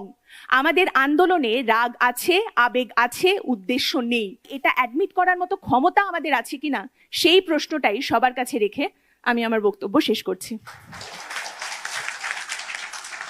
Poulami যার কথা প্রথমে বললেন, যে যার উপরে ভিত্তি করে, যার অভিজ্ঞতা দেখে পৌলমী জীবনে ছোট ছোট করে তার অনুভূতিগুলো একত্র করেছেন, অভিজ্ঞতাগুলোকে একত্র করেছেন, উনি আমাদের মধ্যে আছেন। পৌলমীর মা আছেন, মাসিমা, thank you very much, we remain grateful to. Poulami অনেকগুলো কথা বলে গেছেন, প্রত্যেকটা কথা আমাদের কাছে মূল্যবান। তো পৌলমী আমাদের বিতর্কটাকে যেখানে আজকে এসে দাঁড় করালো, এবার এইখানে একজন ক্রিপ্টোলজিস্ট আমাদের মধ্যে এসে সেটাকে আরো কমপ্লিকেট করে দেবে না, সেটাকে আরো সিম্পলিফাই করবেন। সুতরাং we invite mathematical Shubhamoy to the podium. ধন্যবাদ কুণালদা, আপনাদের সকলকে ধন্যবাদ এই সুযোগ দেওয়ার জন্য কথা বলার। আমার আগের যে তিনজন বক্তা বললেন এই বিষয়টি নিয়ে, আমাদের আন্দোলনের রাগ আছে, আবেগ আছে, উদ্দেশ্য নেই, তিনজনেই বিপক্ষে বললেন। এবং প্রথমে বিশ্বনাথ দা তো বললেন এক জায়গায়, হ্যাঁ মানে এখন তো ক্যামেরায় রেকর্ডিং নেই বিভিন্ন টিভি চ্যানেলের মতো, তাহলে আপনারা আরেকবার পরে যখন নেটে আসবে দেখে নেবেন আর কি। তো বিশ্বনাথ দা বললেন তো আরজিকর আন্দোলনে কিছু সাফল্য আছে, মানে উদ্দেশ্য নেই কিন্তু উদ্দেশ্য ছাড়াই আজকাল আন্দোলন সফল হয়ে যাচ্ছে কিছুটা। আর দ্বিতীয় হচ্ছে পৌলমী দেবী অবশ্যই আগামী দিনে এই আন্দোলন কিভাবে আমরা এগিয়ে নিয়ে যাব তার খুব ভালো ধারা বিবরণী আমাদের বুঝিয়েও দিয়েছেন আর কি। এবং আর সুবর্ণবাবু তো বলেইছেন যে হ্যাঁ এই আন্দোলনের উদ্দেশ্য আছে। তা আমি যেটা করার চেষ্টা করি আর কি, প্রথম বক্তব্য হচ্ছে যে এই আন্দোলনের মধ্যে কোনো উদ্দেশ্য নেই এটা বলার জন্য আর কি ওনারা যে কথাটা বলার চেষ্টা করছিলেন আর কি, সেটাকে একটা সামারাইজ করা যায়। সেটা হচ্ছে ওই জন গ্যাব্রিয়েল দে তারদের একটা কথা আছে, ভদ্রলোক ফরাসি সমাজবিজ্ঞানী এবং মনোবিজ্ঞানী, 1843-এ জন্ম, 1904-এ তিনি মারা যান আর কি। তা এটা কিন্তু ওইরকম কোটেশন নয়, আমরা ছোটবেলায় পরীক্ষার খাতায় যেরকম নিজের নামে কোটেশন লিখে দিতাম সেরকম নয়। তা তিনি বলছেন যে ব্যক্তি যখন জনতার অংশ হয়ে যায় তখন যুক্তি নয় আবেগই চালিকা শক্তি হয়ে দাঁড়ায়। হ্যাঁ, সে কথা তো সত্যিই বটে। ফলে সেই উদ্ধৃতিটি যদি দিয়ে বলে দেয়া যেত এই আন্দোলনের কোনো উদ্দেশ্য নেই, এই সমস্ত যুক্তি আঙ্কিক বিষয় সমস্ত বাদ দিয়ে মনোবিজ্ঞানের রাগ আবেগ হতাশা দিয়ে পুরো বিষয়টিকে মানে একবারে সংজ্ঞায়িত করে হাউসের মোশনকে একেবারে কোষ্ঠকাঠিন্য মুক্ত করে দেওয়া যেত। কিন্তু ঘটনা তো সেটা আদতে নয়। ঘটনা হচ্ছে এই চিকিৎসক আন্দোলন বা শিক্ষক আন্দোলন, এই প্রতিবাদের মধ্যে একটা বিজ্ঞানও আছে এবং সেই জায়গা থেকেই উদ্দেশ্যের কথাটা আসবে। উদ্দেশ্যটাকে আপনি বড় জোর কিভাবে গুলিয়ে দিতে পারেন, রাজনৈতিক দল যেভাবে করে আর কি, সেটা হচ্ছে এই যেমন সত্য যখন স্থান কাল পাত্র এই সমস্ত বিভিন্ন ডাইমেনশনে নির্ভরশীল হয়ে যায়, সমাজের গুরুত্বপূর্ণ অংশ যখন ব্যাপকভাবে আপোষকামী হয়, আমাদের মধ্যে আমি তো বটেই, আপনারা অনেকে আছেন আর কি, তখন কি হয় সুনীল গাঙ্গুলির নির্বাসন কবিতার মতো, আমিও নিখিলেশ অর্থাৎ নিখিলেশও আমি অর্থাৎ আমরা চারজন, ঠিক যেরকম আর কি আমাদের রাগ আবেগ যুক্তি উদ্দেশ্য এই 8 জনকে আর কি আবার উল্টো করে বলতে হবে তো করে দিয়ে দিনের শেষে তখন তারা চেষ্টা করেন উদ্দেশ্যটাকে গুলিয়ে দিয়ে কি করতে, সেই জায়গায় পৌঁছে দিতে যেখানে আন্দোলনে আমার কোনো সাথী থাকবে না। আন্দোলন মানে কি? আন্দোলন মানে একসঙ্গে মানুষের মিছিল দুলছে, সেই আন্দোলনের সাথী থাকবে না। তারা শাসক গোষ্ঠী বুঝিয়ে দেবেন ওই শেষ লাইনটা নির্বাসন কবিতার, আমি একা হাঁটতে লাগলুম বহুক্ষণ কেউ এলো না সঙ্গে, না প্রশ্ন না ছায়া না নিখিলেশ না ভালোবাসা, শুধুই নির্বাসন। শাসক ভারী খুশি হতেন এমন যদি হতো। এখন প্রশ্ন হচ্ছে গুলিয়ে দেয়া সরকারের কাজ থাকবে, কিন্তু অঙ্ক দিয়েও তো কিছু কথা বলতে হবে আর কি। এবং সেইখানে ওই গ্যাব্রিয়েল দে তারদের বদলে ওই সময় তার কিছু আগে জন্মেছিলেন, তারপর মারা যান, কিন্তু তার মধ্যে জন্মে গেছিলেন, সেই সময় জর্জ বুলের কথা বলতে হবে আর কি। বুলিয়ান লজিকের কথা তিনি বলেছিলেন, বাইনারির কথা বলেছিলেন। তৃণমূল বিজেপির সাজানো বাইনারি নয়, কিন্তু বাইনারির কথা। যে বাইনারিতে তিনি কি বলেছিলেন, যে প্রত্যেকটা ভেরিয়েবলে 0 আর 1 ভ্যালু আছে। এবার আমাদের আজকের যে বিষয় তাতে বলা আছে, কি বলা আছে, রাগ, আবেগ, উদ্দেশ্য। রাগ 1, আবেগ 1, উদ্দেশ্য 0। এরকম আপনি দুটো করে অপশান আছে, 2 গুণ 2 গুণ 2, 8টা অপশান পাবেন। এবার এটা কিন্তু অনেকগুলো ভাবে ওনারা যে পক্ষের বক্তা তাদের বিপক্ষে বলা যায়। যেমন আপনি বলতেই পারেন যে শুধু রাগ আছে, শুধু রাগ আছে। রুদ্রনীল বাবুর দল, রুদ্রনীল বাবু বলবেন এরপরে, তার দলে যেমন ভক্তদের মতো রাগ, সংখ্যালঘু মানেই বেটা দেশদ্রোহী। রাগ, আবেগ টাবেগের ব্যাপার নেই, যুক্তির ব্যাপার নেই। বলে দেবেন যে যুদ্ধের বাজারে নরেন্দ্র মোদী বিহারে গিয়ে কিন্তু ভোটের কথা বলতে পারেন, প্রচার করতে পারেন। আমরা রাজনীতি আলোচনা করলে রাজনীতি আলোচনা করছো কেন? ফলে এই জায়গায় এরমও হয়, কিন্তু এটাও কিন্তু ওনাদের বিরুদ্ধে বলা, কারণ এখানে শুধু রাগ আছে, আবেগও নেই, উদ্দেশ্যও নেই। এটা একটা অন্য অপশন ওই 8টা অপশনের মধ্যে। তবে আমি যেটা বলবো, এই গৌরচন্দ্রিকার যে হিয়ালিগুলো সেগুলো বাদ দিয়ে যেটা বলবো, সেটা হচ্ছে একেবারে উদ্দেশ্য আছে এটা বলবো। এবং উদ্দেশ্য আছে বলতে গেলে কি বলতে হবে, আমরা কারা সেটা বলতে হবে। আমরা কারা? আমরা হচ্ছি জহরবাবুর দলের। আর একটা অংশ আছে যারা এই ঘরের বাইরে সারা পশ্চিমবঙ্গে, তারা হচ্ছে ডহরবাবুর দলে। এই দুটো পার্থক্য আপনাদের বুঝতে হবে। একটা হচ্ছে জহরবাবুর দল, একটা হচ্ছে ডহরবাবুর দল। এবার আমরা এই যে জহরবাবুর দল যারা আছি, তারা এখনো কথাবার্তা বলতে পারি। 1984 বলে একটা বই ছিল ইংরেজিতে, জর্জ অরওয়েল লিখেছিলেন। কিন্তু যাই হোক, এখনো অবধি পশ্চিমবঙ্গের শাসক বা কেন্দ্রের শাসক যারা মনে করছেন সামনের বার ক্ষমতায় আসবেন, তারা এসে জর্জ অরওয়েলের মতো নতুন করে কিভাবে 2026 করবেন সেটা আমরা এখনো জানি না। তবে প্রশ্ন হচ্ছে যে, বারবার করে যে প্রশ্ন হচ্ছে, সেটা হচ্ছে নগণ্য বাঙালি ভদ্রবৃত্ত তারা ঠিক কোন জায়গায় দাঁড়িয়ে এই আন্দোলনের উদ্দেশ্যটাকে দেখবেন। ফলে এই জায়গাতেই যেটা বলতে হবে যে 14 থেকে 15ই আগস্টের রাত্রির বেলা যে মানুষগুলো বাংলায় পথ হাঁটলেন, সেই মানুষগুলো সবাই বোকা। তাদের সকলের শুধু রাগ আর আবেগ ছিল, আর তাদের কোনো উদ্দেশ্য ছিল না। এটা যৌক্তিকভাবে কখনো পেশ করা যায় না। এবার শাসক তো এই আন্দোলন ভাঙতে চাইবেনি, এবং শাসক মানে অরূপবাবু আছেন, উনি নিশ্চয়ই বলবেন। ডহরবাবুদের বিপুল ভোট আছে আর কি, সেটা যে বিপুল সংখ্যক একটা পরিমাণ ভোট তাদের হাতে আছে, এবং সেখানে সত্যিই তারা তো মানুষের কাজ কিছু করেছেন, লক্ষ্মীর ভাণ্ডার দিয়েছেন, এবং সেই জায়গায় মানুষের কাছে এমন কিছু পৌঁছে গেছে যার জন্যে তারা ভোটটা পাচ্ছেন। কিন্তু এখানে একটা প্রশ্ন আছে। ধরুন 1993 সালের 21শে জুলাই, সেই আন্দোলনটাই কি শুধু রাগ আর আবেগ ছিল? কংগ্রেসের 13 জন মারা গেছিলেন, কোনো উদ্দেশ্য ছিল সেইটায়?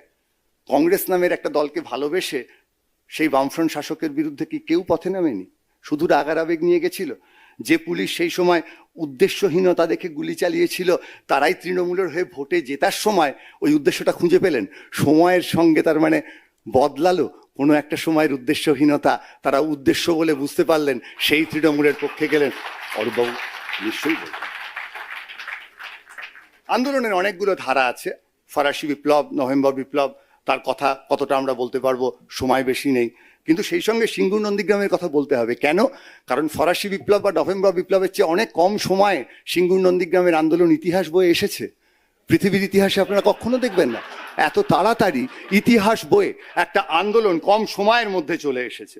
ফলে এই জায়গায় হ্যাঁ, আমাদের আন্দোলনের মধ্যে একটা ভিন্নতার জায়গা আছে। আমাদের মধ্যে আমরা অনেকেই আছি যারা আন্দোলনের মধ্যে মত বদল করি, পথ বদল করি। আমাদের মধ্যে অনেক অতিবাম থাকতেই পারেন যারা হয়তো আদতে তৃণমূলের পক্ষে।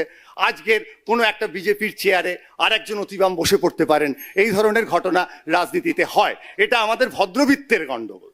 তবে যাই হোক, নাগরিক সমাজের আন্দোলন আপোষকামিতায় ভরপুর, কিন্তু তা সত্ত্বেও সামাজিক ন্যায় বিচার বা সামগ্রিক মঙ্গলের বিষয়টি, সেই বিষয়টিকে গুলিয়ে দিয়ে শাসকের যে সুবিধে করে দেওয়ার জায়গাটা, সেটা আমরা খুব একটা করতে চাই না। আমরা মোটের ওপর ভালোর দলে। ফলে উদ্দেশ্য আমাদের প্রতিটি আন্দোলনের আছে। সব আন্দোলন তো সফল হবে না, এ তো পৃথিবীর সবাই জানে। 50% বা 40% বা 20% আন্দোলন সফল হবে। ফলে শুধু আন্দোলনের ব্যর্থতার দিকে, যে কথাটা পরের দুজন বক্তা হয়তো বলার চেষ্টা করবেন, তার দিকে আঙুল তুলে তাকে অক্ষম রাগ বা অযৌক্তিক আবেগ দিয়ে সংজ্ঞায়িত করার চেষ্টা না করাই ভালো। রক্তকরবীতে নন্দিনী বলেছিল, নিঃশব্দ নয়, মৃত্যুর মধ্যে তার অপরাজিত কণ্ঠস্বর আমি যে এই শুনতে পাচ্ছি। রঞ্জন বেঁচে উঠবে, ও কখনো মরতে পারে না। একটু বিতর্কের বাইরে বেরিয়ে বলি, সন্দীপ দাও আছেন, সন্দীপ দাও এই বিতর্ক শুনছেন। আর শেষ করি এই বলে, আন্দোলনের আপাত ব্যর্থতাকে যারা কোনো এক সময় উদ্দেশ্যহীনতা বলে মনে করেছেন, আগামী দিনে করবেন, তাদের কাছে নোবেল চুরি অনেক বেশি গুরুত্বপূর্ণ, রবীন্দ্রনাথের রচনা নয়। ধন্যবাদ। যখন একটা 8 মিনিটের পরিসরের মধ্যে জর্জ অরওয়েল এবং রবীন্দ্রনাথকে একসঙ্গে শুনতে পাবেন, তখন জানবেন যে সেটা শ্রোতা হিসেবে একান্তই সৌভাগ্যের। তো ব্রিলিয়েন্ট, ওয়েল সেড শুভময়। এখন এই যে শুভময় আজকে যে পিচে রেখে গেলেন, এবং অন্তত দুবার আমরা দুটো খুব ঘূর্ণীয়মান গুগলি দেখলাম বিজেপির উদ্দেশ্যে ধেয়ে গেছিল, এবং এই গুগলিগুলোকে ডিফেন্ড এবার করতেই হবে রুদ্রনীল ঘোষ। শুভ সন্ধ্যা, সকলকে ধন্যবাদ।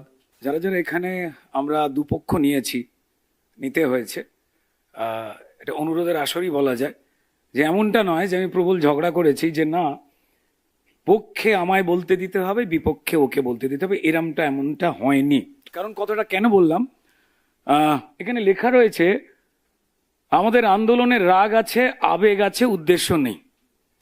এবার ঘটনাটা হচ্ছে আমরা শব্দটাতে কারা কারা রয়েছে খুঁজতে গেলে চামড়া গুটিয়ে যাওয়ার উপক্রম রয়েছে।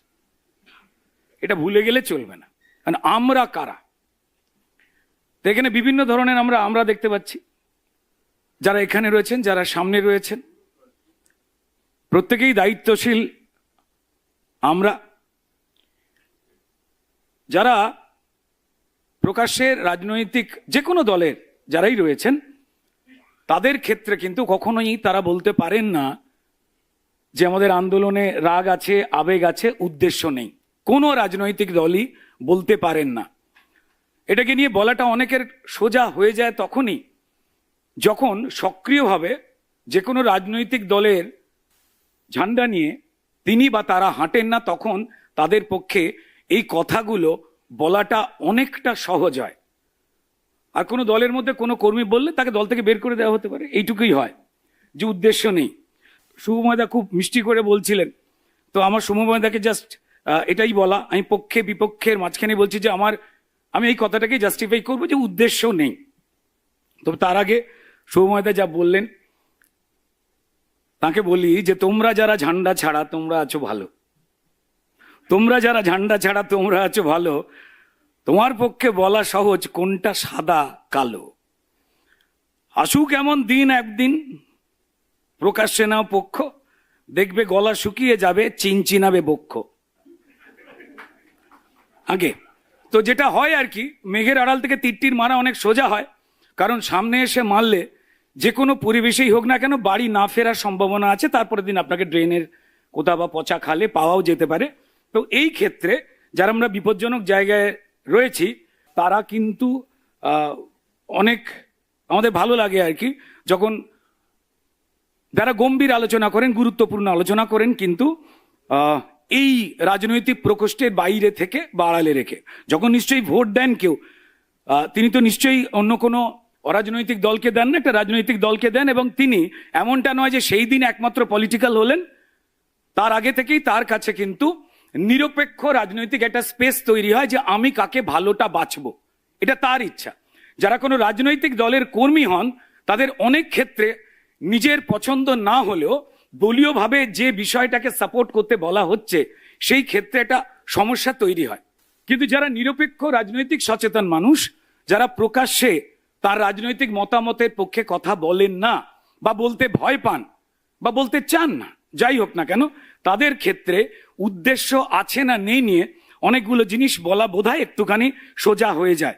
উদ্দেশ্য নেই এর পক্ষে বলতে গেলে এখানে যেটা বারবার উঠে আসছিল, আমরা আরজিকর আন্দোলনকে দেখলাম, সেই কথা সেই প্রসঙ্গ উঠে আসবেই, কারণ ইদানিং ইতিহাসে এত বড় ভাইব্রেশন সারা বিশ্ব জুড়ে পড়েছে, সেটা কথা বলতেই হয়। কি ঘটনা ঘটেছিল আমরা জানি, কিন্তু মুশকিলটা হচ্ছে আমাদের প্রত্যেকটা একটাই কথা আমাদের বারবার আমার মাথায় ক্লিক করে, ঠিক এই রকমের একটা ভয়ঙ্কর ঘটনা ঘটেছিল এই পশ্চিমবঙ্গে। হাঁসখালিতে একটা ঘটনা ঘটেছিল, সেই ঘটনা কিন্তু কম হৃদয় বিদারক নয়। তখন কিন্তু আমরা কাউকে দিন জাগতে বা রাত জাগতে তেমনটা করে দেখিনি।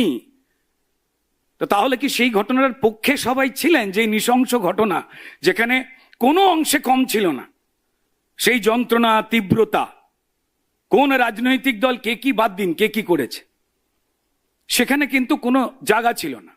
এবার বলি যে উদ্দেশ্য কি করে পাল্টে যায়? হ্যাঁ, উদ্দেশ্য তো পাল্টে যায়, সেই এক উদ্দেশ্য থাকে না, তো নেই, তো আমরা দেখতে পেয়েছি। যদি আরজি কর কে নিয়ে আমরা বলি যে রাত জাগার ডাক দিলেন কেউ বা কারা একটা নির্দিষ্ট উদ্দেশ্য নিয়ে, এবার সেই উদ্দেশ্যকে পণ্ড করে দিয়ে আরো বেশ কিছু মানুষ জড়ো হয়ে গেল, তারাও একটা কোনো রাজনৈতিক মত বা পথ নিয়ে। এবার সাধারণ মানুষ সেই উদ্দেশ্যটাকে একদম খামচা মেনে নিজেদের হৃদয় পুরে হেঁটে দিলেন, তাহলে উদ্দেশ্য কিন্তু পাল্টাতে পাল্টাতে গেছে। এবং উদ্দেশ্য পাল্টাবার পর যখন আন্দোলন বড় জায়গায় গেছে, যদি আমরা খুব ভালো করে দেখি, মানুষের আন্দোলনের মধ্যেই যারা জুনিয়র ডাক্তারদের একটা অংশ, সবাই নয়, তারা নিজেদের নিরপেক্ষ বলে দাবি করলো, কিন্তু তাদের ইতিহাস ঘাঁটলে দেখতে পাওয়া যায় যে তারা বাম বা অতিবাম ছাত্র রাজনৈতিক পেরিফেরির মধ্যে বড় হওয়া হতেই পারেন, কিন্তু তারা বলছেন নিরপেক্ষ, অথচ তাদের হিস্ট্রি বলছে তারা অত্যন্ত সক্রিয় রাজনৈতিক কর্মী, দায়িত্বশীল। কার পক্ষে কার বিপক্ষে আমি সেটা নিয়ে কথা বলছি না, কিন্তু তারা বলছেন তারা রাজনৈতিক। এবং খুব অদ্ভুত রকম ভাবে যারা বলে বেড়াতেন ইয়ে আজাদি ঝুটা হ্যায়, আমরা ভারতবর্ষের স্বাধীনতাকে বিশ্বাসই করি না, যারা নিজেদের পার্টি অফিসে, যারা কোনোদিন কোনো জায়গাতে ভারতবর্ষের তেরঙ্গা পতাকাকে জীবনে উত্তোলন করতেন না, যারা নিজেদের পার্টি অফিসে বা অন্য কোনো জায়গায় ভারতবর্ষের কোনো রকম স্বাধীনতা সংগ্রামী তাদেরকে মালা দিতেন না, তারা হঠাৎ করে সেই আন্দোলনকে অবলম্বন করে বেঁচে উঠবার জন্য তারা হঠাৎ করে পতাকাতে 3 রঙ্গা নিয়ে তারা বেরিয়ে পড়লেন এবং আন্দোলন গ্র্যাপ করবার চেষ্টা করলেন। কাকে গো ব্যাক, কাকে এসো হে বৈশাখ এসো এসো করে ডাকবে, তারা ঠিক করলেন। ফলত যে যন্ত্রণা, নিরপেক্ষ যন্ত্রণা ছিল, যে উদ্দেশ্য নিয়ে ওই যন্ত্রণার বারুদগুলো জমা হয়েছিল, সেগুলো কিন্তু ছিন্ন ভিন্ন হয়ে গেছে। আজকে এই আন্দোলন কোথায় দাঁড়িয়ে সেটা কিন্তু আমরা নিজেরা দেখতে পাচ্ছি। নিশ্চয়ই আলোচনা করবার সময় তারা বলবেন সরকার পক্ষ, অমুক পক্ষ, তমুক পক্ষ, তারা ডেফিনেটলি বলবেন। কিন্তু যে কথাটা একটু আগে যে উঠেছিল, সুবর্ণদা বলছিলেন যে কথাগুলো, কতজন ছাড়তে পেরেছেন? কে ছেড়েছেন? বদলি হওয়া মানে ছেড়ে দেওয়া নাকি? স্বাচ্ছন্দ্য থেকে সরে যাওয়া, এর বাইরে তো কোনো কিছু নয়। এক্সট্রা থেকে সরে যাওয়া, কজন ছেড়েছেন, কি কারণে ছেড়েছেন? তো যাই হোক না কেন, উদ্দেশ্যটা এই জায়গার মধ্যে নেই। তারপর আবার একটা দেখতে পেলাম, যখন দেশ জুড়ে আমাদের দেশকে আক্রমণ করা হলো, আমাদের মানুষকে বেছে বেছে মারা হলো পেহেলগাঁওতে, যখন বদলা নেওয়া চলছে, তখন আবার এই সেম উদ্দেশ্যহীনতার মতো বেশ কিছু লোকজন কিন্তু তারা নেমে পড়লেন। যুদ্ধ নয়, শান্তি চাই, পাকিস্তানকে জল দাও, ওকে ফল দাও, যে আমার বাড়ির লোকগুলোকে এসে মেরে যাচ্ছে। বুঝুন, বদমাস বললে এই শব্দটার অপমান করা হবে। কে বলছে কিসের ভারত? এরাই দেওয়ালে সারাক্ষণ খড় পেন ওই সমস্ত নিয়ে গিয়ে ঘুরে ঘুরে বেড়ায় যে কাশ্মীর মাঙ্গে আজাদি বলে। এই সমস্ত আন্দোলন উঠে এসেছিল। কিসের উদ্দেশ্য? একটা উদ্দেশ্য ঘেঁটে গেছে, উদ্দেশ্যটাকে পাল্টে দেওয়া হচ্ছে। প্রবলেমটা কোথায়?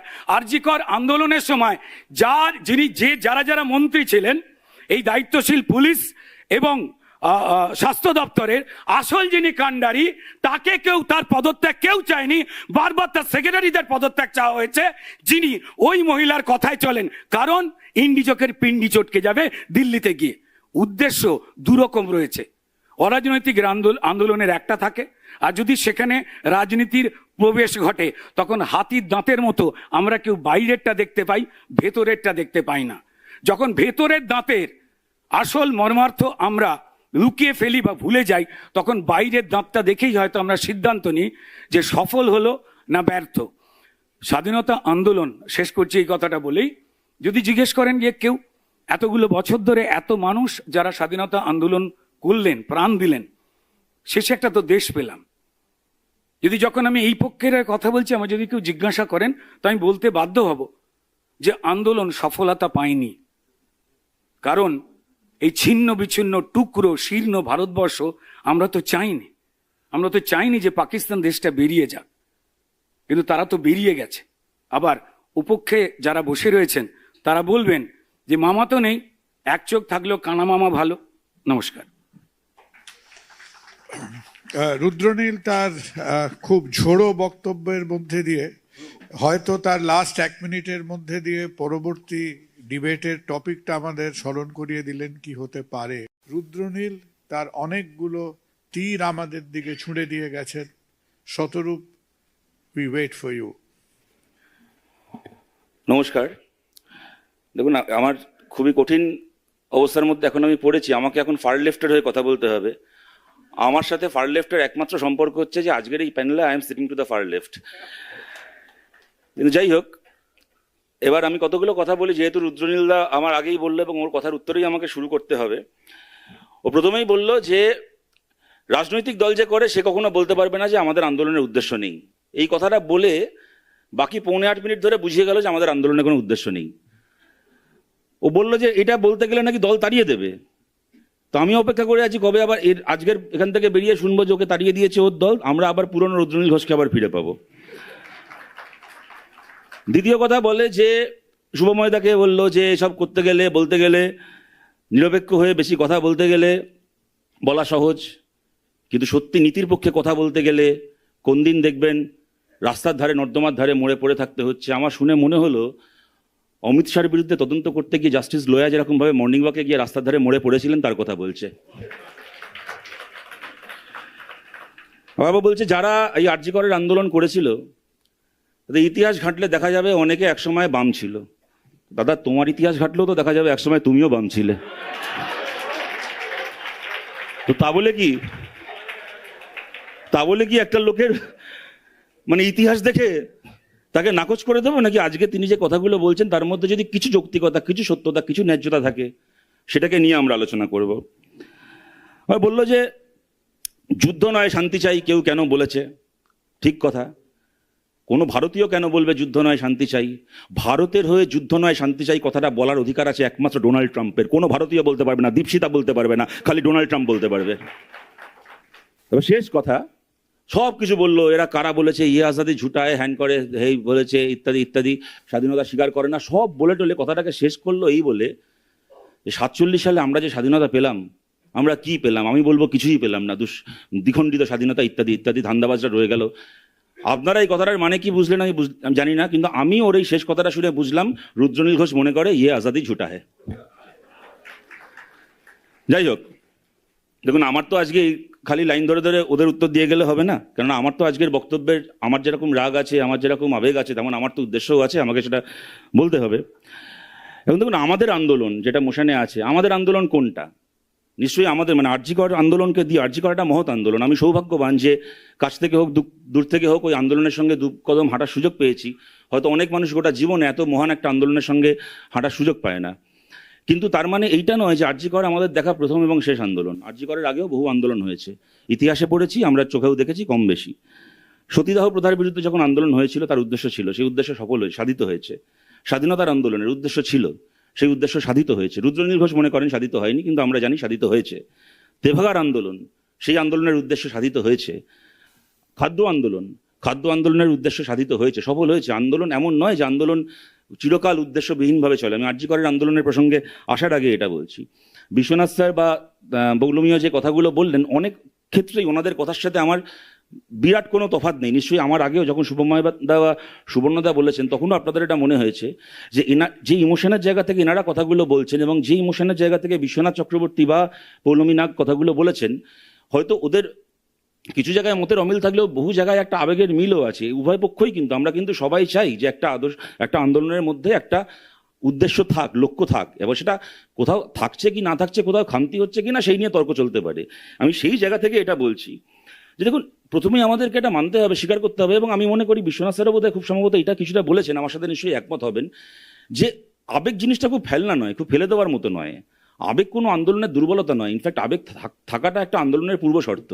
একটা আন্দোলন হয় কখন? যখন একজন মানুষ যিনি সরাসরি কোনো অন্যায়ের দ্বারা এফেক্টেড খালি তিনি নন, যিনি হয়তো প্রত্যক্ষভাবে এফেক্টেড নন, তিনিও যখন ঠিক করেন যে এই অন্যায়টার বিরুদ্ধে আমি রাস্তায় নামবো, সেখান থেকে তো একটা আন্দোলন শুরু হয়। অতএব আবেগের প্রশ্নটা অত্যন্ত জরুরি। কিন্তু এবার প্রশ্নটা হচ্ছে যে আমার যেরকম মানে একটা আবেগবিহীন উদ্দেশ্য কখনো সাধিত হতে পারে না, সেরকম উদ্দেশ্যবিহীন আবেগই বা আমাদের কদ্দূর নিয়ে যাবে। আমার ধারণা পৌলমীও কিছুটা এই কথাটাই বলেছেন। আমি এই জায়গা থেকে বলছি, ধরুন বিশ্বনাথ স্যার নিয়মিত একটা কথা বলেন, আপনারা নিশ্চয়ই অনেক সময় শুনেছেন, আমরাও শুনেছি, যে মমতা বন্দ্যোপাধ্যায় এমন একজন নেত্রী যিনি সফলভাবে একটা কাজ করেছেন, পশ্চিমবাংলায় তিনিই শাসক এবং তিনিই বিরোধী, এরকম একটা সিস্টেমকে উনি এক্সারসাইজ করেছেন। আমি কিছুটা একমত হয়ে বলছি যে কোনো জায়গাতে যে আন্দোলনটাকে আমাদের আপাতভাবে উদ্দেশ্যবিহীন বা উদ্দেশ্য হারিয়ে ফেলা আন্দোলন মনে হচ্ছে, সেই আন্দোলনের মধ্যেও কিছু এরকম মানে কি বলবো এলিমেন্ট ঢুকে কর্তৃত্ব কায়েম করছে না, যারা কিনা সেই আন্দোলনে মানে শাসক তো শাসকের জায়গায় আছে, আর তারা হচ্ছে শাসকের অ্যাপয়েন্টেড বিরোধী, যারা কিনা ওই আন্দোলনে ঢুকে তাদের প্রথম কাজটা হচ্ছে না না সব ঠিক আছে, মানে স্বামী বিবেকানন্দের অবতারের মতো পাপকে ঘৃণা করো, পাপীকে ঘৃণা করতে পারবে না, না সিস্টেমের বিরুদ্ধে কথা বলা যাবে না, বা সরকারের বিরুদ্ধে, যে দল সরকার চালাচ্ছে তার বিরুদ্ধে কথা বলা যাবে না, ধর্ষণ খারাপ, চুরি খারাপ, ডাকাতি খারাপ, খুন খারাপই খারাপ, এইগুলো বলে বলে বাড়ি চলে যাও। আরে ধর্ষণ খারাপ এটা বলার জন্য সারা রাত ধরে রাস্তায় দাঁড়িয়ে থাকতে হয় নাকি? এ তো মানব সভ্যতার জন্মলগ্ন থেকে আমরা জানি ধর্ষণ খারাপ। কিন্তু ধর্ষণটা করানো হলো যে কারণে, দুর্নীতিকে ঢাকার জন্য, ধর্ষণ করে খুন করানো হলো যে কারণে, এবং সেই খুনের প্রমাণ একটা গোটা রাষ্ট্র শক্তিকে ব্যবহার করে, তার প্রতিটা হাতিয়ারকে ব্যবহার করে লোপাট করে দেওয়া হলো, যার জোরে আমি তার বিরুদ্ধে কথা বলবো না, তাদের বিরুদ্ধে কথা বলবো না, তাদেরকে আড়াল করে তাদেরকে বাঁচিয়ে রেখে আমাকে বাকি কথা বলতে হবে। আর যদি আমি সেই পাপের পাশাপাশি পাপের বিরুদ্ধে কথা বলতে চাই, তখন আমাকে শুনতে হবে না না তুমি তো রাজনীতি করো, তুমি রাজনীতি করতে এসছো, রাজনৈতিক ধান্দা সাধন করতে এসছো। পৌলমী কিছুটা রূঢ়ভাবে বললেন যে এক হয় ক্ষমতায় থাকা ভ্যাম্পায়ার, এক হয় বিরোধী ভ্যাম্পায়ার। আমি কখনো বলবো না যে তৃতীয় ভ্যাম্পায়ার হচ্ছে দূর থেকে বসে থাকা অ্যানালিস্ট ভ্যাম্পায়ার, আমি ওই তার সে মধ্যে যাব না। কিন্তু আমি যে কথাটা বলার চেষ্টা করছি যে উদ্দেশ্য না থাকলেও দোষ, এবার উদ্দেশ্য যদি থাকে তাহলে আমি বিরাট পাপ করে ফেললাম, কেন আমার উদ্দেশ্য আছে, তাহলে আমরা কোথায় গিয়ে দাঁড়াবো বলুন তো? আমি আপনাদের বলছি, দেখুন এটা হতেই পারে, এটা ইউনাইটেড ফ্রন্ট ট্যাকটিক্সের একটা প্রথম স্লোগান ছিল যে মার্চ সেপারেটলি স্ট্রাইক টুগেদার। আমরা আলাদা আলাদা করে হাঁটতে পারি, আমাদের প্রত্যেকের হাঁটার পথ আলাদা হতে পারে, কিন্তু উদ্দেশ্য যদি এক হয় তাহলে আমরা সেই শত্রুর দুর্গে সেই বাস্তিলে হানা দেবো একসঙ্গে। আমি সেই জায়গা থেকে বলছি, ধরুন স্বাধীনতা আন্দোলনের সময় রবীন্দ্রনাথ ঠাকুর সব ব্যাপারে কংগ্রেসের সঙ্গে একমত ছিলেন, কথা বলেছেন এটা শাসকের দল, এরা নুবজ হয়ে স্বাধীনতা চাইছে, হাজারো সমালোচনা করেছেন। কিন্তু সেই রবীন্দ্রনাথ ঠাকুর কংগ্রেসের অধিবেশনে সবার আগে উপস্থিত হয়েছেন, সেখানে গান গেয়েছেন, গান লিখেছেন, অধিবেশনে সভাপতিত্ব করেছেন। কেন? কেননা রবীন্দ্রনাথ জানতেন যে আজকে আমি রাজনৈতিকভাবে সব প্রশ্নে একমত হতে না পারি, কিন্তু একটা মানুষের ঐক্যবদ্ধ হওয়ার প্ল্যাটফর্মটাকে আমি অস্বীকার করতে পারি না। সেই জায়গা থেকে কারুর যদি এইটা মূল উদ্দেশ্য, এবং তারাই যদি মিডিয়ার দ্বারা নানাভাবে প্রমোটেড হয়, গ্লোরিফাইড হয়, যে একদম মানে আপার মিডল ক্লাস, এলিট ক্লাসের পছন্দের সান্ধ্যকালীন অবসর বিনোদনের কিছু পরিযায়ী বিপ্লবী হিসেবে তাদেরকে তুলে এনে ঠিক করে দেওয়া হয় যে এরাই হচ্ছে আন্দোলনের মুখ, যেহেতু তাদের কোনো উদ্দেশ্য নেই তার মানে গোটা আন্দোলনেরই উদ্দেশ্য নেই। এক কথায় কি এটাকে বলে নাকচ করে দেওয়া যায়? আমার একটা ওয়ার্নিং বেল পড়ে গেছে, এবার বাকি বেলটাও পড়ে যাবে। আমি আমার কথাকে শেষ করছি এইটা বলে, যেরকম আরজি করের আন্দোলন আমি শুরুতেই বললাম, আমাদের দেখা মহত্তম আন্দোলনগুলোর মধ্যে একটা, কিন্তু ওটাই একমাত্র আন্দোলন নয়। আপনাদের বলছি, আরজি করের আন্দোলন যে সময়কালে চলছিল, সেই সময়কালেই আর একটা আন্দোলন, যেখানে আমরা এখানে দাঁড়িয়ে আছি, এখান থেকে কয়েক কিলোমিটার দূরে, এই জাস্ট সেকেন্ড হুগলি ব্রিজটা পার করে একটুখানি এগোলেই এখনো অবধি ঘটে চলেছে বন্যা টুডুর নেতৃত্বে। ওখানে জমি হাঙরদের হাত থেকে এবং পুলিশের হাত থেকে, রাষ্ট্রের হাত থেকে জমি বাঁচানোর আন্দোলন বন্যা টুডুর নেতৃত্বে।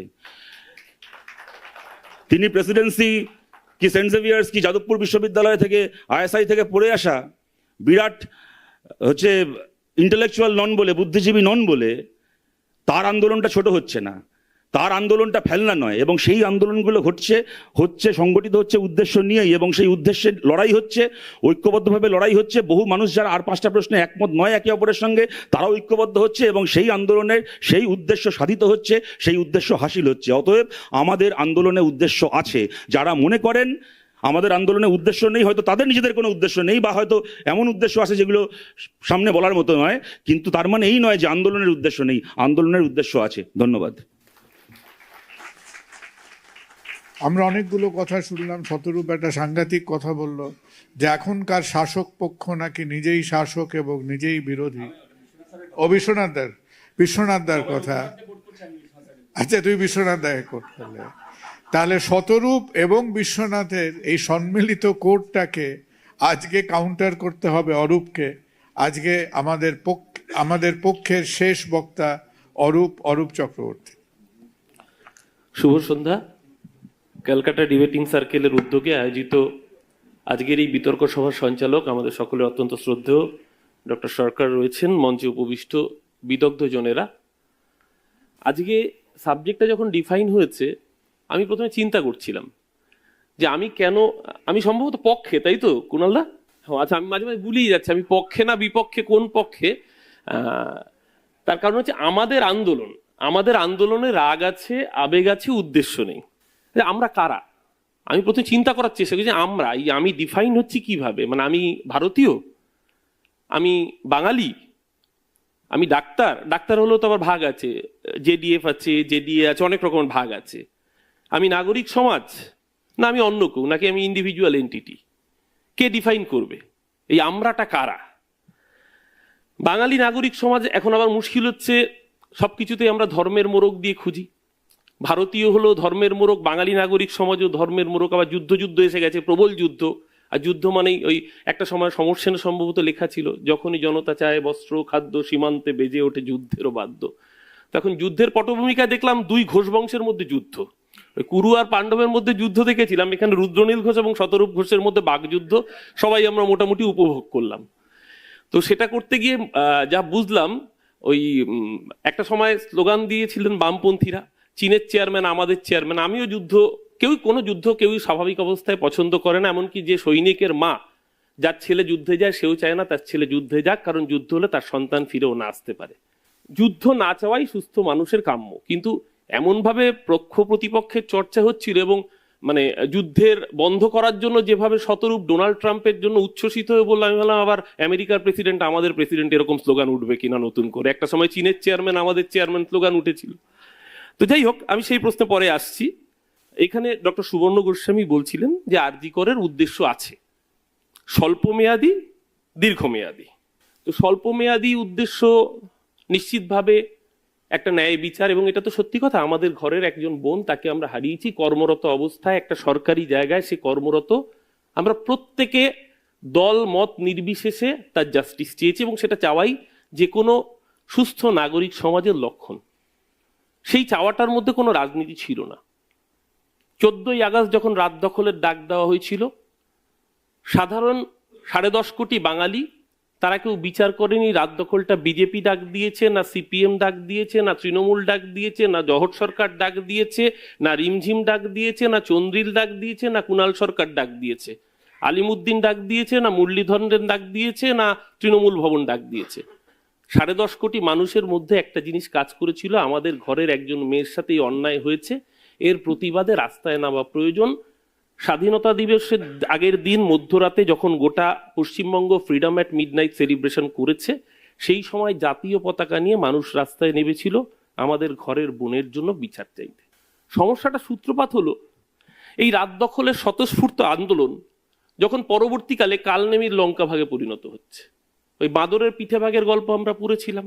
আজকে দেখলাম দীর্ঘমেয়াদী আন্দোলন করতে গিয়ে হঠাৎ করে সুবর্ণবাবু বলছেন যে হ্যাঁ তৃতীয় স্বর তৈরি। আসলে তৃতীয় স্বর না, ওটা ওই তৃতীয় সুর আর ষষ্ঠ সুর গুপি চললো বহুদূর, পাবলিককে তৃতীয় সুর আর ষষ্ঠ সুর গাধার পিঠে চড়ানোর জন্য কালনেমির লঙ্কা ভাগ করা হচ্ছিল। আসলে টার্গেটটা হচ্ছে নির্বাচিত সরকারকে যদি ফেলতে না পারি, নির্বাচনের মাধ্যমে যদি গণতান্ত্রিক প্রসেসে ফেলতে না পারি, নিশ্চিতভাবে বিরোধী দলের কাজই আন্দোলন তৈরি করা, এবং অন্যায় হলে তার প্রতিবাদটা তো করতেই হবে, আর সেই কাজটা করার দায়িত্ব বিরোধী দলের। আমাদের মুশকিল হচ্ছে, শতরূপ একদম ঠিক কথাই বলছিল যে বিশ্বনাথদার কথাকে রেফার করে, যে একটা কথা বলেন যে সরকার মমতা ব্যানার্জি চালান, এ রাজ্যে মমতা ব্যানার্জি বিরোধী। আচ্ছা, এই কথাটা কেন বলতে হয় বলুন তো? মমতা ব্যানার্জি যতদিন 34 বছর এ রাজ্যে সিপিএম এর সরকার চলেছে, যে মাত্রায় যে স্টাইলে নেবে, তিনি যেভাবে প্রতিনিয়ত সরকারের বিরুদ্ধে সোচ্চারে রাজনীতি করেছেন, তার কারণ ছিল, তার ইউএসপি ছিল তার আন্দোলনের সততা, তার ক্রেডেন্সিয়াল, তার ক্রেডিবিলিটি নিয়ে কেউ প্রশ্ন তুলতে পারেনি। কারণ মমতা ব্যানার্জি একটা জায়গায় 200%, 500%, 1000% সৎ ছিলেন, যে সিপিএম এর বিরোধিতাটায় তিনি সৎ ছিলেন। আজকে রাজনৈতিক বিরোধী দলের যারা নেতৃত্ব রয়েছেন, তাদের কজনের সেই ক্রেডিবিলিটি রয়েছে বলুন তো, রাস্তায় নেবে মানুষের স্বার্থে আন্দোলন করার ক্ষেত্রে সততার প্রশ্নে? আমরা এখানে এই যে নাগরিক সমাজের কথা বলছি, সবাই তো নাগরিক সমাজ। যে লোকটা দিনের শেষে ক্ষেত মজুর, ভূমিহীন ক্ষেতমজুর, সে নাগরিক সমাজের অংশ নয়? নাগরিক সমাজ মানে কি শুধুমাত্র এসি ঘরে বসে আমরা যারা কেউ কেউ বড় বড় বক্তৃতা দিচ্ছি বা কেউ যারা শুনছি বা এখান থেকে বেরিয়ে ক্যালকাটা ক্লাবে কেউ হয়তো একটুখানি সময় অতিবাহিত করে যাব, আমরাই নাগরিক সমাজ? এই ডেফিনেশনটা কে তৈরি করেছে নাগরিক সমাজে? আমরা নাগরিক সমাজের যদি একটা আলাদা বৃত্ত তৈরি করে রাখি, সেই বৃত্তের মধ্যেই থেকে আমরা যদি ভাবতে থাকি যে আমরা ঠিক করে দিচ্ছি কিছু সার্টেন প্যারামিটার, যেই প্যারামিটার আমরা যেহেতু সোকল্ড এলিট, ওই এলিট ভার্সেস সাবঅল্টার্নের দ্বন্দ্বে ঢুকলে আবার অনেক থিওরি কপচেতে নিয়ে আসবে। আর আমি অত থিওরির মানুষ নই, আমি খুব সামান্য একজন ছোট মাত্র তৃণমূলী আর কি, একদম অশিক্ষিত তৃণমূলী। আমি তাই সেই চর্চাই ঢুকছি না। আমি বলছি যে নাগরিক সমাজের আন্দোলন, এই যে আমাদের রাগ আছে, রাগ সকলের আছে। আরজি করের ঘটনায় যে কোনো সুস্থ বুদ্ধির মানুষ যে রাজনৈতিক দল করুক তার প্রত্যেকের রাগ আছে, প্রত্যেকের আবেগ ছিল। কিন্তু সেই রাগ আর আবেগকে একটা জায়গায় ক্যাপিটালাইজ করতে গিয়ে কোনো প্রয়োজন ছিল না। তা আজ অব্দি আমি সোমা দেবীকে খুঁজে পেলাম না। কি প্রয়োজন ছিল বলুন তো? আমি সোমা বলছি, হ্যালো বন্ধুরা, ওই অডিও ক্লিপটার কি সত্যি প্রয়োজন ছিল এই আন্দোলনের ক্ষেত্রে? কেউ না কেউ তো করেছিল, কেউ না কেউ তো ছেড়েছিল। তাতে তো আখেরে আন্দোলনের ক্রেডিবিলিটিটাই নষ্ট হয়েছে। আজকে কোনো প্রয়োজন ছিল 150 গ্রামের তত্ত্ব বা ভাঙা পেলভিক বোনের তত্ত্বগুলো ছাড়বার? কোনো প্রয়োজন ছিল পোস্টমর্টেম রিপোর্ট নিয়ে? আজকে এই সরকারের পুলিশের বিরুদ্ধে নিশ্চয়ই যারা আমাদের বিরোধী তাদের তো বক্তব্য থাকবেই, তারাই তো সিবিআই চেয়েছিলেন, হাইকোর্ট অর্ডার দিয়েছিল। তো সেই সিবিআই এর তদন্তে আস্থা রাখতে পারলেন না, এখন কি এফবিআই এর কাছে তদন্তের চাইবেন, দাবি জানাবেন, ন্যাটো বাহিনীর কাছে দাবি জানাবেন? একটা জিনিস খুব পরিষ্কার, যে ঘটনা ঘটেছে সেটা নিন্দনীয়, সেটার জন্যই সরকারকে যথেষ্ট কড়া সমালোচনার মধ্যে ফেলা যেত। তার জন্য আলাদা করে এই এক গাদা ফেক নিউজ ফ্যাক্টরি তৈরি করার বোধহয় খুব প্রয়োজন ছিল না। এটা ছাড়াও সরকারের ক্ষেত্রে নিশ্চিতভাবে একটা সরকার 14 বছর ক্ষমতায় থাকলে তার বিরুদ্ধে অ্যান্টি ইনকামবেন্সি তৈরি হবে, এটা খুব স্বাভাবিক। সেই অ্যান্টি ইনকামবেন্সিকে সরকারের ভুল ত্রুটিগুলো গঠনমূলক বিরোধিতায় চোখে আঙুল দিয়ে দেখিয়ে দেওয়াটাই বিরোধীর কাজ গণতান্ত্রিক পরিসরে। সেই কাজটা যদি করতে না পারেন তাহলে বিরোধী হিসেবে আপনারা ব্যর্থ। মমতা বন্দ্যোপাধ্যায় এই কারণেই সফল ছিলেন যে মমতা বন্দ্যোপাধ্যায় তার বিরোধী রাজনৈতিক আন্দোলনের যে ধারাটা সেটাই 100% সৎ ছিলেন। আপনাদের মুশকিল হচ্ছে আপনারা শর্টকাট মেথড দখল করেছেন। শর্টকাট মেথডে রাজনীতি হবে না। রাজনীতি করতে গেলে মানুষের পাশে 365 দিন থাকতে হবে। 2টো সোশ্যাল মিডিয়া, 6টা ইউটিউব চ্যানেল, সন্ধ্যেকালীন টেলিভিশনের ডিবেট, আমরা হয়তো সকলেই যাই, সকলেই পার্টিসিপেট করি।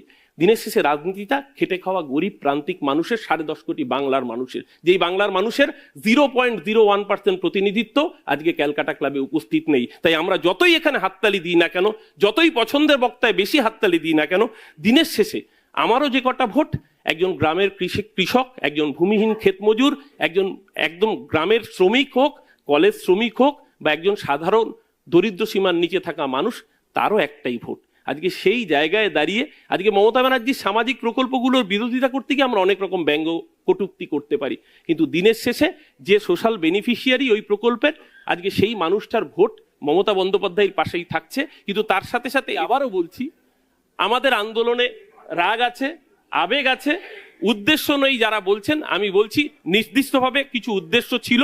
প্রত্যেকে আমরা ন্যায় বিচার চাই, যে অপরাধী তার ফাঁসি চাই যত দ্রুত সম্ভব। Thank you Arup, thank you. Arup একেবারে পরিষ্কারভাবে বললেন যে হ্যাঁ, একটা পলিটিক্যাল উদ্দেশ্য হয়তো এই আন্দোলনের মধ্যে এসে গিয়েছিল। অনেকগুলো কথা আজকে অরূপের কথার মধ্যে উঠেছে, এবং যে কথার কাউন্টার করতে আসবেন দীপশিতা ধর। এখানে উপস্থিত প্রত্যেককে আমাদের তরফ থেকে অনেক অনেক ধন্যবাদ, শুভেচ্ছা। আমরা অনেকদিন পর একটা ডিবেট দেখছি, যে ডিবেটে মাইকের কারাকারি নেই, যে ডিবেটের সঞ্চালক কিসের কুসুম বলে চেঁচামেচি করছেন না। পশ্চিমবঙ্গের জন্য, ভারতের জন্য এই ধরনের একটা আবহাওয়া, এই ধরনের একটা আবহ আমার মনে হয় আমাদের প্রত্যেকের কাছেই খুব কাম্য। এখন আমার বিশেষ কিছু বলার নেই, কারণ যুক্তি থাকলে তার প্রতিযুক্তি হয়। যুক্তির যেহেতু বিশেষ নেই ও পাশে, ফলে আমার প্রতিযুক্তি দেওয়ারও কোনো জায়গা নেই। কিন্তু যেহেতু আমি শেষ বক্তা, আমাকে বলতে তো কিছু হবে। আমরা সেই প্রত্যেকটা সাধারণ মানুষ যারা তিলোত্তমাকে নিজের বাড়ির সন্তান ভেবে, নিজের বাড়ির সদস্য ভেবে রাস্তায় নেমেছিলাম, আমাদের একমাত্র উদ্দেশ্য ছিল পশ্চিমবঙ্গের বুকে যেন আর একটা তিলোত্তমার মতো ঘটনা না হয়। আমরা কারা? আমরা প্রত্যেকটা মানুষ। অনেকে বলছিলেন যে উদ্দেশ্য নেই। এখন উদ্দেশ্যটা কি? অনেকে গুলিয়ে ফেলতে পারেন যে উদ্দেশ্য এবং সাফল্য। আমরা পরিষ্কার বলছি, আমাদের আন্দোলনের উদ্দেশ্য ছিল এই, যাদের জেন জি বলা হয় আর কি। আমার একটি ছোট্ট বোন রয়েছে, সে ক্লাস 9-এ পড়ে, তার আর একটি ছোট বোন রয়েছে, সে ক্লাস 2-তে পড়ে। আমি চন্দ্রবিন্দুর খুব ফ্যান, চন্দ্রিলদা এখানে রয়েছে। তো আমি একদিন ওই চক্কা, যে ছোট বাচ্চারা ক্লাস 2-তে পড়ে, তাকে আমি জিজ্ঞেস করছি, তুই চন্দ্রবিন্দুর গান শুনেছিস? ও বলছে, না, আমি অ কখটা জানি, চন্দ্রবিন্দুটা জানি না। এখন যে ওই জেনজির বাচ্চাটা, যার কাছে আমাদের ছোটবেলাকার স্বপ্নের, মতাদর্শের, চেতনার, ভালো লাগার, বড় হওয়ার একটা জায়গা, বাংলা ব্যান্ডের বিপ্লব, চন্দ্রবিন্দু, ফসিলস ইত্যাদি, যে সেইটার সম্পর্কে জানে না, সেই মেয়েটা স্পষ্ট ভাষায় উই ওয়ান্ট জাস্টিস বলতে জানে। মাঝে মাঝে সে প্রশ্ন করে, তোরা আর জাস্টিস করছিস না কেন? যে বাচ্চাটি, যে প্রজন্মটা, যাদের সবচেয়ে বড় জীবনের আইকন, ওই ক্লাস 9-এর বাচ্চাটাকে যদি জিজ্ঞেস করা হয় তোর জীবনের সবচেয়ে বড় স্বপ্ন কি, ও জবাব দেবে আমার বিটিএস এর সঙ্গে দেখা করতে হবে। বিটিএস একটা Korean pop culture, pop band. যে মেয়েটার কাছে তার জীবনের সবচেয়ে বড় আইকন বিটিএস আর্মি হওয়ার, বিটিএস আর্মির সদস্য হওয়া, সেই মেয়েটির কাছে উই ওয়ান্ট জাস্টিস তার জীবনের সবচেয়ে বড় স্লোগান। সে যখন রাস্তায় তার মায়ের সঙ্গে, বাড়ির লোকের সঙ্গে, বন্ধুদের সঙ্গে রাত জেগেছে, মোমবাতি নিয়ে মিছিল করেছে, স্লোগান তুলেছে, আমার মনে হয়েছে যে উদ্দেশ্যর কথা আমরা বলছি, পলিটিসাইজেশন, রাজনীতিকরণ। একটা ক্লাস 9-এর বাচ্চা, 10-এর বাচ্চা, 6-এর বাচ্চা, সে রাজনীতি বুঝবে, সে প্রশ্ন করবে, সরকারকে প্রশ্ন করবে, রাষ্ট্রকে প্রশ্ন করবে, ব্যবস্থাকে প্রশ্ন করবে, আমার দেশের মধ্যে, বিশ্বের মধ্যে নারী পুরুষের এই যে অসমানতা, তাকে প্রশ্ন করবে। আমি খুব গর্ব করে বলি, আমাদের উদ্দেশ্য সফল হয়েছে, কারণ ওই ক্লাস 9-এর বাচ্চাটাকে আমি পেট্রিয়ার্কি কি, পিতৃতন্ত্র কি, এটা বোঝাতে পেরেছি। আমি বলি আমাদের উদ্দেশ্য সফল হয়েছে, কারণ যে মেয়েটি প্রতিদিন সন্ধ্যেবেলা তার মায়ের সঙ্গে টিভি সিরিয়াল দেখে, যেখানের মহিলা চিত্রকল্প, an ideal woman is always a woman, যে কাঁদছে সকাল থেকে বিকাল পর্যন্ত, তার জীবনের দুঃখ শেষ হচ্ছে না এবং তিনি কান্না করে যাচ্ছেন। আইদার তিনি কাঁদছেন অথবা তিনি সুপার হিউম্যান। তিনি একাধারে টেনিস খেলছেন, একাধারে রান্না করছেন, আরেক ধারে তিনি মহাকাশ বিজ্ঞানী হয়ে যাচ্ছেন। মানে there is only one woman যিনি এই চিত্রকল্পের সঙ্গে পাল্লা দিতে পারেন, তার নাম আমি আর বলছি না, আপনারা সবাই জানেন, যিনি একাধারে চিত্রশিল্পী ইত্যাদি ইত্যাদি। ফলে এই যে মহিলা সম্পর্কে যে চিত্রকল্প প্রতিদিন আমার আগামী প্রজন্মের মাথায় তৈরি হচ্ছিল, সেই চিত্রকল্পের ডিকনস্ট্রাকশন হয়েছে এই মুভমেন্টের মধ্যে দিয়ে, আন্দোলনের মধ্যে দিয়ে। রুদুনিল্লা বলছিল হাঁসখালির কথা, যে হাঁসখালির সময় কেউ চেঁচামেচি করেনি, কারণ হাঁসখালিটা এলিট বিষয় ছিল। আমি রুদুনিল্লাকে বলবো একটুখানি ওই নিজেদের হোয়াটসঅ্যাপ ইউনিভার্সিটি ছাড়াও বাদবাকি জায়গায় একটু চোখ ঠোক রাখতে। আমার মনে আছে হাঁসখালির নির্যাতিতার দেহ নিয়ে যখন পুলিশ এই আরজি করের মতোই তা লোপাট করে দেওয়ার চেষ্টা করছিল, আমরা ওই কাটাপুকুর মর্গে গিয়ে সেই বডিটাকে বাঁচানোর চেষ্টা করেছিলাম। আমাদের প্রত্যেকের নামে এফআইআর আছে, যদি চান আপনি গিয়ে দেখে আসতে পারেন।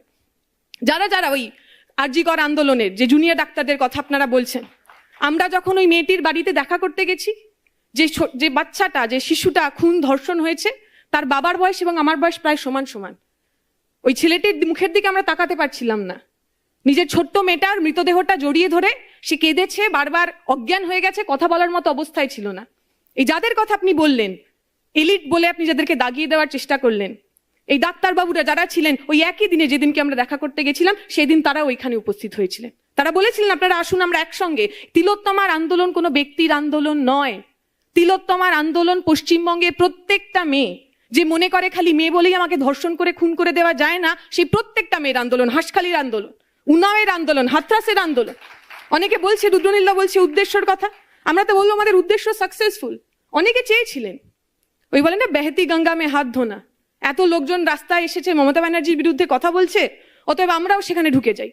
আমরা পরিষ্কার করে বলেছিলাম, যদি তিলোত্তমার ঘটনার বিরুদ্ধে আমরা যতটা রাস্তায় রয়েছি, যতটা রাগে রয়েছি, আবেগে রয়েছি, উন্নাও হাথরাসের ক্ষেত্রেও আমাদের কোথাও কোনো ক্ষমা নেই। উন্নাও, হাথরাস, আরজি করকে আমরা আলাদা আলাদা দেখি না। যারা ব্রিজভূষণের হয়ে রাস্তায় নামেন, যারা কাশ্মীরের কাঠুয়ার, জম্মুর কাঠুয়ার ওই আসিফা নামের ছোট্ট মেয়েটির খুন ধর্ষণের পর জাতীয় পতাকা নিয়ে রাস্তায় নামেন, তাদের কাছ থেকে না আমরা আন্দোলন শিখবো, না আবেগ শিখবো, না রাগ শিখবো, আর জাতীয়তাবাদ, দেশপ্রেম একেবারে শিখবো না।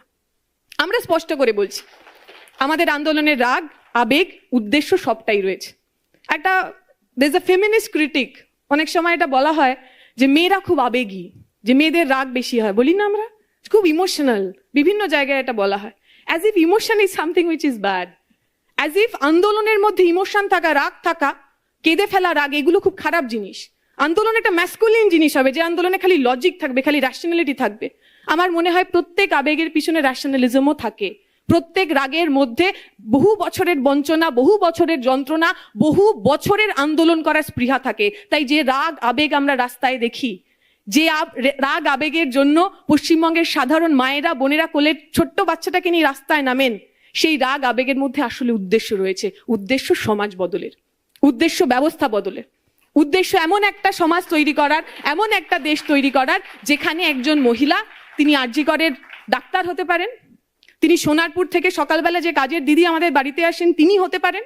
এই সেক্সুয়াল হ্যারাসমেন্ট কোয়েশ্চেনটাকে সেমিনারের মধ্যে আবদ্ধ না রেখে ওই সোনারপুরের লোকাল ট্রেনের ভাষ্য যারা তৈরি করেছিল সেইটা হলো আমরা, সেইটা হলো এই আন্দোলন। আমি গর্ব করে বলি এই আন্দোলনের উদ্দেশ্য সফল হয়েছে। আমার বেশি সময় নেই, 1 মিনিট সময় আছে। খালি দুটো কথা বলার। অরূপদা বলার সময় বলেছেন যে 34 বছরে মমতা ব্যানার্জি যে স্টাইলে রাজনীতি করেছেন, যে স্টাইলে বিরোধিতা করেছেন, সেই স্টাইলে আমরা করতে পারিনি। আমি ওনার সঙ্গে একদম সহমত। বিধানসভার মধ্যে ঢুকে বিধানসভা ভেঙে চুড়ে দিয়ে যা করা উচিত ছিল সেগুলো আমরা করতে পারিনি। আমি অরূপবাবুর কাছে ভীষণ রকম ক্ষমা প্রার্থী। আগামী দিন আমরা চেষ্টা করব না আসলে। দ্বিতীয়, অরূপদা খুব স্পষ্টভাবে বলেছেন ফেক নিউজের কথা। I am absolutely in agreement with it.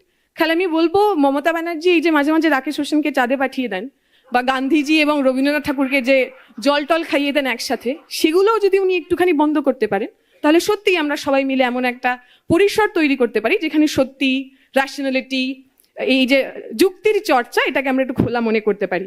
আর শেষ কথা আমি বলবো অরূপদার কথাতেই, অরূপদা বলেছেন যে কিছুদিন পর হয়তো আমরা আমেরিকার চেয়ারম্যানকে নিজের চেয়ারম্যান বলবো। আমি খালি মনে করিয়ে দিতে চাই ইউএস সেক্রেটারি ছিলেন হিলারি ক্লিন্টন, পশ্চিমবঙ্গে এসে ভারতে এসে একজন মানুষের সঙ্গে উনি দেখা করেছিলেন, তার নাম ছিল মমতা ব্যানার্জি। আর আমরা বামপন্থীরা ভিয়েতনামের আন্দোলনের সঙ্গে দাঁড়িয়ে, ভিয়েতনামের মুক্তিকামী মানুষের পাশে দাঁড়িয়ে আমেরিকান কনসুলেটের যে রাস্তা, সেই রাস্তার নাম রেখেছিলাম হোচিমিন সরণি। পৃথিবী জানে, পৃথিবীর ইতিহাস, লড়াইয়ের ইতিহাস, আন্দোলনের আবেগ এবং রাগের ইতিহাস জানে। আসলে এই দেশের বুকে, এই পৃথিবীর বুকে, এই বাংলার বুকে খেটে খাওয়া সাবলটান মানুষের পাশে কারা দাঁড়িয়ে তেভাগা আন্দোলন করেছিল, কারা বর্গাদারদের জন্য জমি দিয়েছিল, কারা পঞ্চায়েতি ব্যবস্থা কায়েম করেছিল, আমাদের হারাবার কিছু নেই। আমাদের উদ্দেশ্য আছে, রাগ অভিমানের সঙ্গে সম্পৃক্ত হয়ে আছে। Thank you.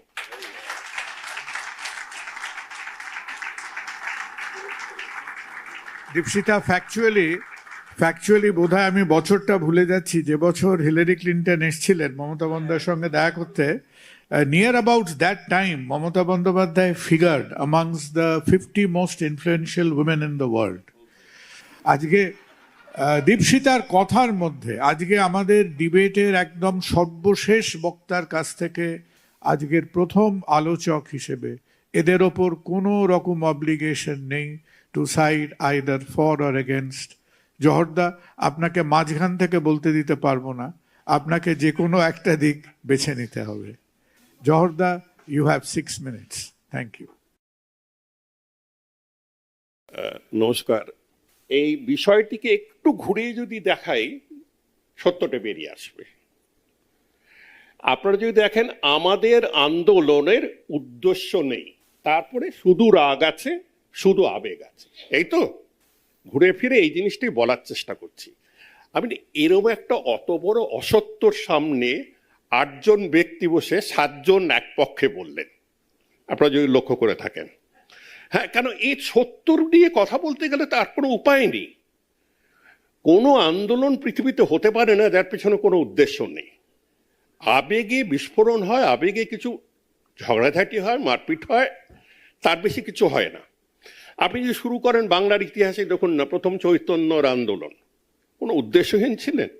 উদ্দেশ্য সাথে তিনি আবেগও এনেছেন, গানও এনেছেন, অনেক কিছু এনেছিলেন। তারপরে যদি রামমোহনের কথা বলেন, অলরেডি বলেছেন একজন, ডিরোজিও, ইয়াং বেঙ্গল, যারা মাঠে নেমে গিয়েছিল, যাদের জন্য আমরা আজকে এই অবস্থায় পৌঁছতে পেরেছি, তাই তো? উদ্দেশ্যটা হলো সবচেয়ে প্রথম।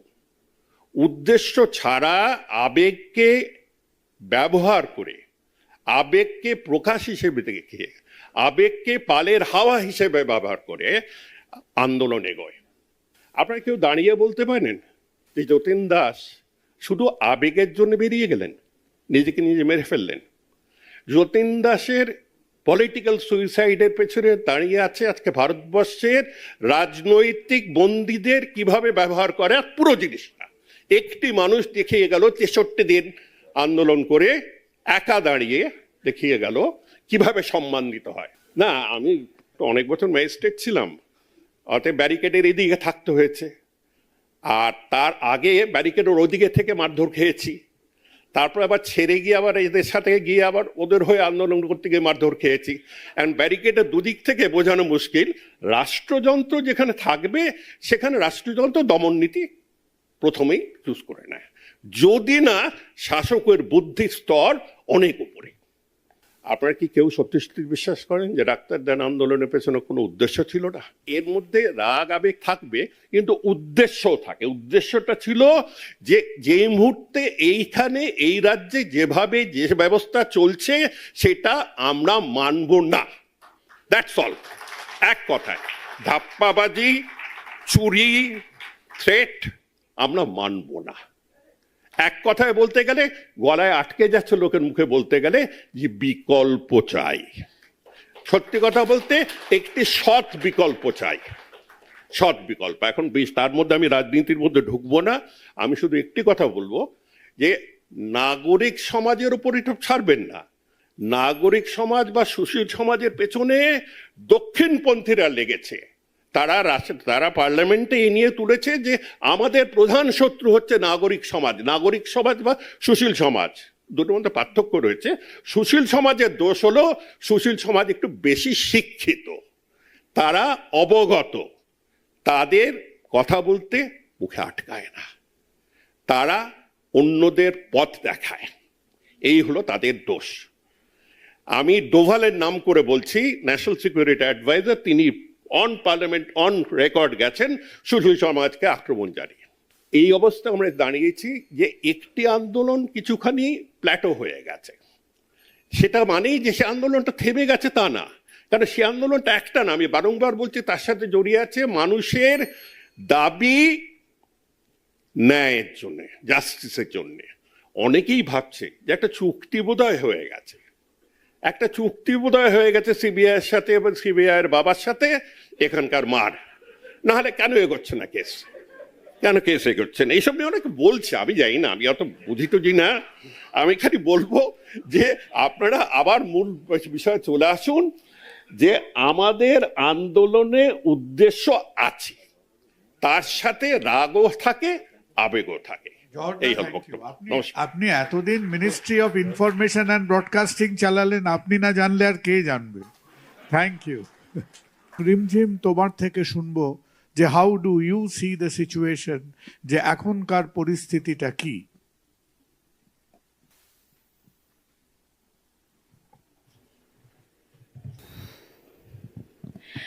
আজকে গোটা সময় ধরে যখন ডিবেটটা শুনলাম, আপনারা সবাই শুনলেন, তখন অনেকগুলো পয়েন্ট মাথায় আসছিল। তো প্রথমে মনে হয় সেই পয়েন্টগুলো অ্যাড্রেস করলে সব থেকে বেশি সুবিধা হবে। আমার একটু অভ্যেসবশত কিছু টিপ্পণী করার একটু কি বলবো আর কি, হ্যাবিট হয়ে গেছে। সমাজতত্ত্ব নিয়ে পড়েছি, তো সমাজতত্ত্বতে বারবার এটা শেখানো হয়েছিল যে কোনো পক্ষ নেবে না, কিন্তু সমাজতত্ত্ব সাবজেক্টটি এনজিওর জন্য কর্মী তৈরি করার ক্ষেত্রে বানানো হলেও সমাজতত্ত্বকে বুদ্ধিমান হিসেবে যদি কেউ ব্যবহার করতে পারে, তাহলে রাজনৈতিকভাবে সমাজতত্ত্ব অত্যন্ত গুরুত্বপূর্ণ একটি সাবজেক্ট। আমার পড়াশোনার কালে সেইটি আমি উপলব্ধি করতে পেরেছিলাম বলে খুবই ভালো হয়েছে আর কি, আমার জন্য খুব সুবিধা হয়েছে। তো প্রথম যে কথাটি রাখার চেষ্টা করব সেটা হচ্ছে যে এখানে আন্দোলনটি নিয়ে অনেকগুলি কথা বলেছেন, কিন্তু অদ্ভুতভাবে সেই আন্দোলনের ব্যাপারে যখনই তারা সেই আন্দোলনকে রেফারেন্স হিসেবে ইউজ করেছেন, সেই আন্দোলনের ব্যাপারে কথা বলার চেষ্টা করেছেন, তারা সেই আন্দোলনকে ডাক্তারদের আন্দোলন বা আরজি করের আন্দোলন বা ডাক্তার কমিউনিটির আন্দোলন হিসেবেই রেফার করেছেন। আমি একটু দ্বিমত রেখে বলতে চাইব যে সেই আন্দোলনে রাত দখল যখন 14ই আগস্টে হয়, সেই আন্দোলনের রাত্রেবেলা যে 300টি জায়গায় 15 তারিখে আমরা খবর পাই যে 300টি জায়গায় বহু মানুষ রাস্তায় নেমেছিলেন, রাস্তার দখল নিয়েছিলেন, উই ওয়ান্ট জাস্টিস বলে চিল্লিয়েছিলেন, তারা শুধুমাত্র একজন ডাক্তার রেপ হয়েছিলেন বলে আসেননি, তারা তাদের দীর্ঘকালীন ভায়োলেন্সের বিরুদ্ধে আওয়াজ তুলতে এসেছিলেন। সুতরাং এই বাংলার প্রায় 6 কোটি মানুষ যারা নারী, এই আন্দোলন সেই নারী আন্দোলনও বটে, এবং ট্রান্স এবং কুয়ার মানুষদেরও আন্দোলন বটে। সুতরাং এটি শুধুমাত্র ডাক্তারদের আন্দোলন কোনোদিনই ছিল না। তাই এর উদ্দেশ্য যদি খুঁজতে হয় তাহলে শুধুমাত্র সেই লেন্স দিয়ে দেখলেও সম্ভব নয়। অবশ্যই আন্দোলনের জায়গা থেকে উঠে এসে কোনোভাবেই আমি এই কথাটার সঙ্গে সহমত নই যে আমাদের এই আন্দোলনে রাগ আছে, আবেগ আছে এবং উদ্দেশ্য নেই। অবশ্যই উদ্দেশ্য আছে, প্রথম থেকেই আছে। প্রথম যে কথাটা এখানে ধরিয়ে দেওয়া দরকার, উদ্দেশ্য আছে আরো বেশি করে যাতে 13 জন ইনভাইটেড স্পিকারের মধ্যে শুধুমাত্র 4 জন এমন স্পিকার না হন যারা মহিলা হিসেবে আইডেন্টিফাই করেন। এটাও উদ্দেশ্য ছিল এই আন্দোলনের। মঞ্চে এসে যারা বক্তব্য রেখেছেন তাদের অনেকের থেকে শুনলাম যে ধর্ষণ খারাপ সেটা বলতে রাস্তায় দাঁড়াতে হয় না, কিন্তু বহুবার এখনো এই দেশে ম্যারিটাল রেপকে ক্রাইম হিসেবে স্বীকৃতি দেওয়া হয় না। বারবার সেটা পিটিশন ফাইল হয় এবং বেরিয়ে চলে আসতে হয়। অদ্ভুতভাবে এই দুটো জিনিস একই দেশে একই রাজ্যে এক্সিস্ট করে। প্রেসিডেন্সির কথা উঠে এসেছিল, আমি শুধু একটুখানি সেটা বলতে চাই যে যখন পোস্ট হয়েছিল বা সেই পোস্ট ছড়িয়ে পড়ে তখন কেউ আমাকে যখন ফোন করেছেন বা অন্যান্য কাউকে ফোন করেছেন এটা জিজ্ঞেস করার দরকার মনে করেননি যে আমরা কোন কলেজে পড়ি। তারা আসলে এই আন্দোলনে এসেছিলেন কারণ এই আন্দোলনে কোনো রাজনৈতিক তথাকথিত পার্লামেন্টারি দলের পতাকা তারা দেখতে পাননি। সুতরাং এইখানে প্রেসিডেন্সি থেকে কেউ এসেছে কিনা সেটা ম্যাটার করেনি, এখানে কোনো পার্লামেন্টারি চেনা দলের পতাকা ছিল কি ছিল না সেইটা ম্যাটার করেছিল। আর উদ্দেশ্য, সফলতা এবং বিফলতা এই বিষয়গুলিকে আমরা সবসময় খুব বাইনারিতে দেখতে অভ্যস্ত। আমাদের কাছে কিছু ডেফিনিশন দেওয়া আছে যে সফল বা বিফল হওয়া শুধুমাত্র ভোটে লড়া জেতা এই দিয়ে ডিফাইন হবে, বা সফল বা বিফল হওয়া কারোর পদত্যাগ হওয়া বা না হওয়া দিয়ে ডিফাইন হবে। আমরা একটু লেন্সটা বদলানোর চেষ্টা করি এবার। আমার মনে হয়েছিল যে 14ই আগস্ট যে 300টি জায়গায় সাধারণ ঘরের মহিলারা বাইরে এসেছিলেন তারা এই বাইনারি লেন্সের থেকে বাইরে গিয়ে কোথাও উদ্দেশ্য, সফলতা এবং বিফলতাকে দেখতে পেয়েছিলেন। মধ্যবিত্ত শ্রেণীর মহিলারা সব থেকে বেশি করে এই আন্দোলনে এসেছিলেন, সদর শহরে। গ্রামের মহিলারা যে একেবারেই পার্টিসিপেট করেননি তা নয়, কিন্তু আমরা নিজেদের কাছে সত্যি তুলে ধরার সব থেকে বেশি চেষ্টা করার নিশ্চয়ই চেষ্টা করব নিজের মধ্যে, কারণ আন্দোলনের মধ্যে থাকলে, আন্দোলনের পথে রাস্তায় থাকলে সত্যি যেই প্র্যাকটিক্যালিটির কথা বক্তাদের থেকেও উঠে এসেছে সেই প্র্যাকটিক্যালিটিকে মাথায় রেখেও কাজ করতে হয়, শুধুমাত্র আইডিয়ালিস্টিক কাজ করলে হয় না। সেই মধ্যবিত্ত মহিলারা বহু বছর ধরে নিজেদের ঘরে নানান ধরনের ভায়োলেন্সের শিকার হয়েছেন। আমার একটু সময় লাগবে, ক্ষমা চেয়ে নিচ্ছি, কয়েকটা কথা না বললেই নয়। যারা হোম মেকার হিসেবে থেকেছেন বা যারা কর্মরত হিসেবে থেকেছেন তাদের দুজনেই। যারা হোম মেকার হিসেবে থেকেছেন তাদেরকে একা হাতে গোটা সংসার সামলাতে হয়েছে, যারা কর্মরত মহিলা থেকেছেন তাদেরকে অফিস করে এসে সংসার সামলাতে হয়েছে, তাদেরকে ভার্বাল, ফিজিক্যাল, সেক্সুয়াল ভায়োলেন্স তিনটেই সহ্য করে যেতে হয়েছে। 14ই আগস্টের রাত্রেবেলায় যখন এই মধ্যবিত্ত বাড়ির মহিলারা বাইরে আসতে পেরেছিলেন, এমন অনেক মহিলারা বাইরে এসে চিল্লিয়ে উই ওয়ান্ট জাস্টিস বলেছেন, নিজের ফ্রাস্ট্রেশনকে বার করেছেন, কারণ তারা জানতেন যে এই আন্দোলনের উদ্দেশ্য কোনোভাবেই একটি পদত্যাগ বা একটি ডেপুটেশন দিয়ে শেষ করে দেওয়া সম্ভব নয়। আর বাইনারির কথাটা যেহেতু উঠে আসলোই, ইচ্ছে করেই তুললাম, কারণ নিউটন সিনেমাতে যেরকম ভোট প্রক্রিয়া দেখানো হয়েছিল সেরকম আমাদেরকেও বুঝতে হবে যে ভোট প্রক্রিয়ার মধ্যে আসলে কত কিছু ইনভলভড আছে। জিনিসটা শুধুমাত্র কেউ চলে গেল ভোট দিয়ে দিল তাতে সফলতা বিফলতা ডিফাইন হয় না। শেষ করব এই কথাটা বলেই যে এখন যে এসএসসির আন্দোলন চলছে, বারবার যে মহিলারা রাস্তায় নেমে এসেছেন, প্রেগনেন্ট হওয়া সত্ত্বেও মহিলারা রাস্তায় রয়েছেন, বাড়িতে 4 মাস 6 মাসের বাচ্চাদেরকে রেখেও মহিলারা রাস্তায় রয়েছেন, সেইটা এই রাত দখল আন্দোলনের ফলশ্রুতি হিসেবেই আমরা সফলতা হিসেবে ধরতে পারি। ধন্যবাদ। থ্যাংক ইউ রিমঝিম। আমার মনে হয় চন্দ্রিল তুমি এই দিকটা থেকে বলো, না হলে সবাই সবাই সবাই লেফট লিনিং পোডিয়ামে হয়ে যাচ্ছে। তো নিশ্চয়ই আমরা সবাই অপেক্ষা করে রয়েছি যে চন্দ্রিল কিভাবে আজকে এই বিতর্কের মূল্যায়ন করলো। না, আমি এই বিতর্কের কোনো মূল্যায়ন করবোই না। আপনাদের সবাইকে হতাশ করে আমি আরজিকর আন্দোলন সম্পর্কেও প্রায় কোনো কথা বলবো না। আমি শুধুমাত্র বাঙালি জাতির একটা স্বাভাবিক প্রবণতা সম্পর্কে কয়েকটা কথা বলবো, যেখানে হয়তো একটা আধটা এই বিতর্কের অনুষঙ্গ আসবে। আপনার বোধহয় মনে আছে যে ভারতীয় ওয়ানডে ক্রিকেট টিমে একসময় ওপেন করতেন শাস্ত্রী আর শ্রীকান্ত, রবি শাস্ত্রী আর কৃষ্ণমাচারী শ্রীকান্ত। তো যখন খেলা হতো শাস্ত্রী হয়তো প্রচুর বুঝে শুনে দেখে শেখে 72 রান করলেন। বাঙালি রেগে কাঁই একেবারে, হ্যাঁ নিজের জন্য খেলে, হিসেব কষে খেলে, অনেক টুকুর টুকুর করলো, কোনো মানে নেই। দেখেছো কৃষ্ণমাচারী শ্রীকান্ত ওভারের প্রথমে এসে একটা 4 মারলেন, তার পরের বলে 6 মারতে গিয়ে ক্যাচ তুলে আউট হয়ে গেলেন। ওই হচ্ছে সত্যিকারের একজন ওয়ানডে প্লেয়ার, কোনো হিসেব নেই, কোনো পরোয়া নেই, একদম সত্যিকারের বীর, নিজের মতো খেলেন, দেশের জন্য খেলে। এদিকে দেশের স্কোর লাইনে শাস্ত্রীর নামের পাশে আছে 72 আর কৃষ্ণমাচারী শ্রীকান্তের নামের পাশে আছে 4। এই যে বাঙালির যে কোনো হিসেব কষা, হিসেব কষে এগিয়ে যাওয়া, খতিয়ে দেখা, এটার প্রতি একটা চূড়ান্ত বিরাগ, ইম্পালসিভনেস, একটা অন্ধ আবেগ প্রবণতা, এটার প্রতি একটা উন্মত্ত ভক্তি, এটা সব ক্ষেত্রেই সে প্রয়োগ করে, শিল্পের ক্ষেত্রে তো করেই, কিন্তু যদি আন্দোলনের ক্ষেত্রে প্রযুক্ত হয় তখন একটু ঝামেলা হয়। তার কারণ এতে কোনো সন্দেহ নেই, একথা আজকে বহু বক্তা বলেছেন, শতরূপ বলেছেন, দীপশিতা বলেছেন যে আবেগ অত্যন্ত জরুরি। নিশ্চয়ই আবেগ যদি না থাকে, রাগ যদি না থাকে, তাহলে তো আন্দোলনটা শুরুই হবে না। তার কারণ আমার প্রচলিত ব্যবস্থার প্রতি রাগ আছে বলে আমি আরেকটা ব্যবস্থা চাইছি, তাই আমি আন্দোলনটা করছি। অন্য একটা ব্যবস্থার প্রতি আমার আসক্তি বা অনুরাগ আছে বলে সেটার দিকে ধাবিত হচ্ছি। খুব ভালো, এগুলো খুব জরুরি। কিন্তু মুশকিলটা হচ্ছে শুধুমাত্র এই জিনিসগুলো দিয়ে আন্দোলনটা শুরু হলো, আমি ঝাঁপিয়ে পড়লাম, এবার আমি ওটাকে চালিয়ে নিয়ে যাব কিভাবে, সেখানে কে কাজ করবে, তীরে তরি ভেড়াতে গেলে কি দরকার, তখন দরকার যুক্তি, দরকার বুদ্ধি, দরকার কৌশল, দরকার দূরদর্শিতা। সেইখানে যদি খামতি থাকে বা সেই খামতিটার দিকে আমি যদি নজর না দিই বা সেই খামতি না থাকাটাকে যদি গৌরবজনক বলে ভাবি, তখন আন্দোলনের পক্ষে তা সর্বনাশা হয়ে দাঁড়ায়। হ্যাঁ, একটা আন্দোলনের সাফল্যকে আজকে এখানে অনেকে অনেক রকমভাবে সংজ্ঞায়িত করেন, আমার মতে তো বাবা এটাই সাফল্য বলা যায়। কিন্তু সত্যি কি কেউ অস্বীকার করতে পারেন যে আর.জি. করের কাণ্ডের প্রথমে আন্দোলনের যে তীব্রতা ছিল এখন সেই তীব্রতা আর নেই? কেউ অস্বীকার করতে পারেন যে সাধারণ মানুষের যে একটা আশা হয়েছিল যে কিছু একটা হবে, কি হবে জানি না, কিন্তু একটা কিছু হবে, তার জায়গায় আজকে একটা হতাশা এসে বসেছে যে না, মনে হয় আর কিছু হলো না? এইটাকে কি অস্বীকার করে দেওয়া যায়? না, আমি মনে করি এটা সফল, তার কারণ ক্লাস 9-এর এই মেয়েটি, বলা যায়, কেন বলা যাবে না?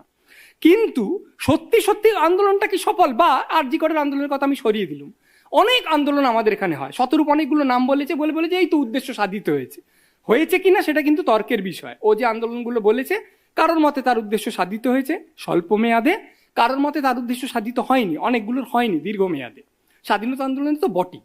কিন্তু আমি সেসবও ছাড়ছি, আমার কথা হচ্ছে একটা আন্দোলনকে সফল করার যে প্রাথমিক মানসিকতা, সেইখানে বাঙালির একটু ঝঞ্ঝাট আছে। এই যে মোশানে আছে, উদ্দেশ্য নেই, এটাকে আমিও মানি না, এখানে প্রায় কেউই মানে না। উদ্দেশ্য থাকতেই হবে, তা নইলে জিনিসটা শুরু হবে না।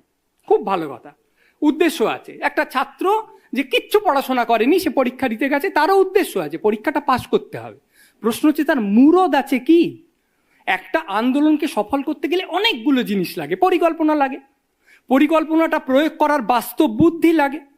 এতগুলো লোক নিয়ে আমি চলছি, সেই লোকগুলোর অনেক রকম মত আছে, সেই সবকটা মতকে সশ্রদ্ধভাবে শুনবো এবং ওজন করব, তার উদারতা লাগে। এই যে আন্দোলনটা আমি চলতে চলতে দেখলাম এই রে আমার পরিকল্পনাটা বাস্তবায়িত হচ্ছে না, আমি কিন্তু আন্দোলনটা ভুলভাবে পরিচালিত করছি, সেই ভুলটা স্বীকার করে নেওয়ার মানসিক প্রসার লাগে, ইংরেজিতে যাকে বলে প্ল্যান বি। তাহলে আমি এবার কি করব, বিকল্প বন্দোবস্তটা কি, সেইটা ঠিক করার প্রত্যুৎপন্ন মতিত্ব লাগে। একটা আন্দোলন কিছুদিন চলতে চলতে স্তিমিত হয়ে যায়, দেখা যায় যে লোকরা মিছিলে আসছিল তারা বলছে না আমার কালকে ডাক্তার দেখানো আছে, না আমার ভাগ্নির বিয়ে আছে। এই যে আন্দোলনটা একটা প্রাথমিক উদ্দীপনা হারালো, একঘেয়ে পর্যায়ে চলে গেল, এখনো ওইখানে লেগে থাকার অধ্যবসায় এবং অন্য লোককে লেগে থাকতে প্রাণিত করা, তার ক্ষমতার ব্যাপার আছে। এবং সর্বোপরি দেখার ব্যাপার আছে আন্দোলনের চটজলদি হাতে গরম লাভের জন্য আমি আমার মূল নীতি থেকে সরে আসছি না তো। যদি আসি তাহলে আমি আন্দোলন বন্ধ করে দেবো, সেই দার্ঢ্য নেতৃত্বে সেই ক্ষমতা থাকা দরকার। হ্যাঁ, চৌরি ওই ঘটনা ঘটেছে, আন্দোলন গোটা ভারত জাগ্রত, কিন্তু আমি আন্দোলন প্রত্যাহার করে নেবো, যাওয়া হবে না। আমি কোনো সাম্প্রদায়িক শক্তির সঙ্গে হাত মেলাবো না, যদি তাতে আন্দোলন ভালো হয় তাতেও। এতে কিন্তু আন্দোলন যারা করছেন তাদের বিরুদ্ধেও নেতাদের যেতে হতে পারে। এই সমস্ত কিছু মিলিয়ে যদি চলতে হয়, আন্দোলনকে সফল করতে হয়, তাহলে একটা গাণিতিক মস্তিষ্ক লাগে, একটা বা অনেকগুলো লাগে, একটা বৃহৎ হিসেব। কিন্তু বাঙালি হিসেবকে ঘেন্না করে, সেই জন্য বাঙালি মহাত্মা গান্ধীকে সহ্য করতে পারে না। আর বেনিয়া হিসেব, এরা আন্দোলন করলো, তারপরে গোল টেবিল বৈঠকে বসে গেল ব্রিটিশদের সঙ্গে, তারপর বললো যে আচ্ছা এতগুলো জিনিস চাই, ব্রিটিশ বলল আজকে এইটুকু দেবো, হলো। তার ভিত্তিতে আবার পরবর্তী আন্দোলন করলে এই কি ব্রিটিশদের মার ধর বম প্যাল গালাগাল দে, যার জন্য যখন বঙ্গভঙ্গ আন্দোলন হলো বিরাট করে একটা বিদেশি সমস্ত বস্ত্র পোড়ানো হচ্ছে, ওই তার লেলিয়ান শিকা নিয়ে সবাই খুব উল্লসিত। শুধু রবীন্দ্রনাথ ঠাকুর, যিনি যুক্তি বুদ্ধি দিয়ে প্রচুরটা খতিয়ে দেখতে পারতেন, আন্দোলন থেকে তখন একটু চলে এলেন। তার পরবর্তীকালে যে লিখলেন তাতে বোঝা গেল তিনি যা বলছেন সেটা হচ্ছে যে তুমি যে বিদেশি মিলের সস্তা জিনিসটা পুড়িয়ে দিচ্ছ, তাতে দেশি গরিব দোকানদারের পেটে তুমি লাথি মারছো। তুমি স্বদেশীয় একজনের পেটে লাথি মেরে একটা স্বদেশী আনা ফলাতে পারো কি? তুমি কি অধিকারে বলছো যে কিছু লোক সস্তায় ভালো কাপড় না পরে অত্যন্ত বেশি দাম দিয়ে বাজে কাপড় পরবে? তোমার সেই ফতোয়া জারি করার অধিকার আছে কি? ঘরে বাইরে তুমি দেখাচ্ছেন যে সন্দীপের দল গরিব মানুষের নৌকো ডুবিয়ে দিচ্ছে, গরিব মানুষের কাপড় পুড়িয়ে দিচ্ছে, তারপর সেই ছাই ললাটে মেখে বিপ্লব করতে চলে যাচ্ছে। আর এর বিপরীতে কে দাঁড়িয়ে আছে? নিখিলেশ ঠান্ডা মাথায় পুরো জিনিসটাকে যে খতিয়ে দেখছে। এই পুরো জিনিসটাকে হিসেব করে খতিয়ে দেখা ব্যাপারটাকে আমরা যতই নিচু মনে করি না কেন, এটাই একটা আন্দোলনকে সাফল্যের দিকে নিয়ে যায়। তাই আমাদের রাগ থাকবে, আবেগ থাকবে, উদ্দেশ্যও থাকবে, কিন্তু সেই উদ্দেশ্যটা সাধন যদি করতে চাই, যদি পরিকল্পনাটাকে রূপায়ণ করতে চাই, তার সঙ্গে হিসেবটাও আনতে হবে। তা নইলে স্টেশনটা দেখা যাবে কিন্তু ট্রেনটা বেলাইন হয়ে যাবে। নমস্কার, ধন্যবাদ। চন্দ্রিল ধন্যবাদ। বেহিসেবি ইম্পালসিভ বাঙালি, সে হয়তো আন্দোলনের রাস্তায় হাঁটতে হাঁটতে মধ্যে মধ্যে তার কম্পাসের কাঁটাটা একটু এদিক ওদিক ঘুরে ফেলে। আমরা আজকের বিতর্কের শেষ লগ্নে এসে দাঁড়িয়েছি, তাই ইন ডিবেটিং ডিকটাম আমরা আজকে রিকোয়েস্ট করব the one who is summarising for the opposition first, Shatarup. যা অরূপদা বোধহয় আমি বোঝাতে পারিনি সেই সময়, আমি ডোনাল্ড ট্রাম্পকে আমাদের প্রেসিডেন্ট বলিনি। এমনিতে তুমি যেটা দীপশিতা উত্তরে দিয়েছে, এমনিতে তুমি যেটা বললে চীনের চেয়ারম্যান আমাদের চেয়ারম্যান, ওই স্লোগানটা আমাদের স্লোগান ছিল না। ওই স্লোগানটা দিয়ে আমাদেরকে খুন করা হতো, নকশালরা আমাদেরকে ভালোবেসে খুন করতেন এই স্লোগানটা দিয়ে। যাই হোক, ওই চীনের চেয়ারম্যান আমাদের চেয়ারম্যান, আমেরিকার প্রেসিডেন্ট আমাদের প্রেসিডেন্ট, অত ঝামেলায় না গিয়ে পুকুর ভরাও বিল্ডিং বানাও, আমার মনে হয় আপাতত এইটুকু স্লোগান মুখস্থ রাখলে আমরা আজকের পরিস্থিতি নিয়ে আলোচনা করে নিতে পারবো। দ্বিতীয় কথা, ঠিক সোমাকে খুঁজে পাওয়া যায়নি, সে তো ভাই হলদি নদীর কুমিরও খুঁজে পাওয়া যায়নি, হাজার হাজার শিশুর চিড়ে দেওয়া লাশও খুঁজে পাওয়া যায়নি।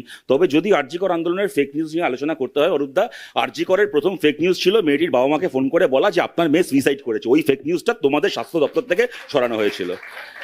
3 নম্বর কথা, কথায় কথায় এই 34 বছর মমতা বন্দ্যোপাধ্যায় ভগবানের অবতারের মতো করে বিরোধী নেত্রী ছিলেন, এই কথাটা বলার আর একটা দিক আছে অরূপদা। তার মানেটা হচ্ছে আমরা যদি বিরোধী হিসেবে এখন অব্দি 14 বছর ফেল করে থাকি, মমতা ব্যানার্জি বিরোধী হিসেবে 34 বছর ফেল করেছেন, তারপরে সফল হয়েছেন। সুতরাং ওই সব কিছুতে না ওই একটা 34 বছর গুঁজে দিয়েও লাভ নেই। মমতা বন্দ্যোপাধ্যায়ের পুজো করার থাকলে অনেকভাবে পুজো করা যায়, সমস্ত সিরিয়াস আলোচনা ওই একটা ওই কুমির দেখানোর মতো করে আনার কোনো মানে হয় না। আর তোমার শেষ যে অনুযোগ আমাদের প্রতি না, এখানকার যারা অডিয়েন্স আছেন তাদের প্রতি, যে হাততালি কেন কম পড়ছে তোমার বেলায়, এর আমি চিকিৎসা আমি কি করবো যাকে। তবে আমি তার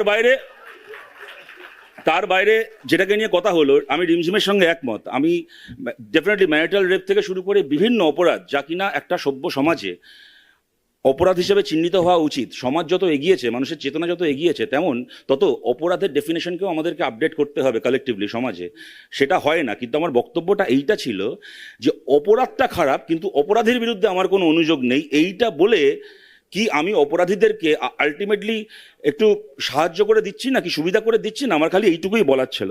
দ্বিতীয় কথা, হতে পারে রিমঝিমকে অনেকে জিজ্ঞেস করেছেন যে, বা অনেকে বলেছেন যে আন্দোলনে কোনো পতাকা দেখা যাচ্ছে না, চেনা পতাকা দেখা যাচ্ছে না বলে আমরা আসতে স্বাচ্ছন্দ্য বোধ করছি।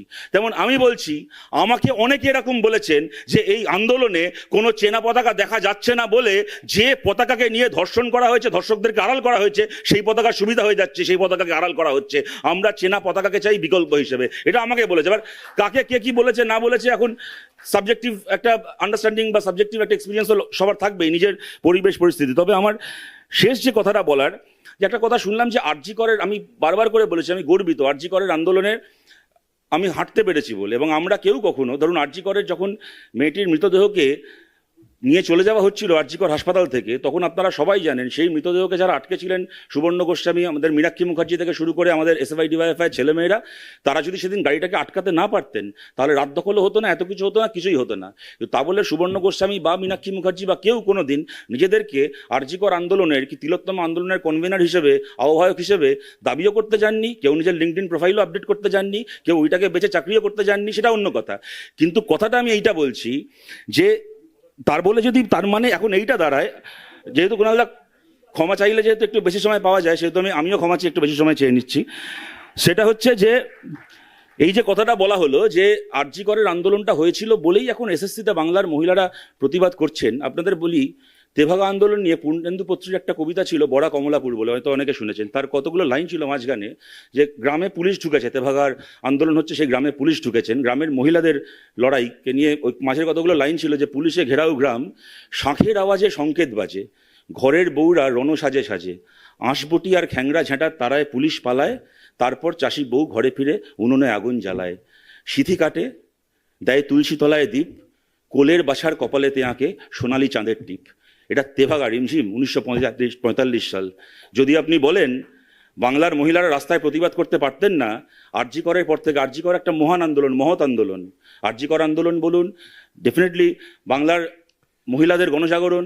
কিন্তু তা বলে যদি আমরা মনে করি যে 2024 সালে 14ই আগস্ট রাত্রিবেলা থেকে বাংলার ইতিহাস শুরু হলো, তাহলে কিন্তু আমরা প্রীতিলতা বন্দ্যোপাধ্যায় থেকে শুরু করে অনেককে আমরা নেগেট করে দেব, আমরা কল্পনা যোশী থেকে শুরু করে বহু মানুষকে আমরা নেগেট করে দেবো। সুতরাং আমার মনে হয় যে মাতঙ্গিনী হাজরাকে নেগেট করে দেবো, আরও অনেককে নেগেট করে দেবো, সেইটা বোধহয় করাটা কোনো বুদ্ধিমানের কাজ হবে না।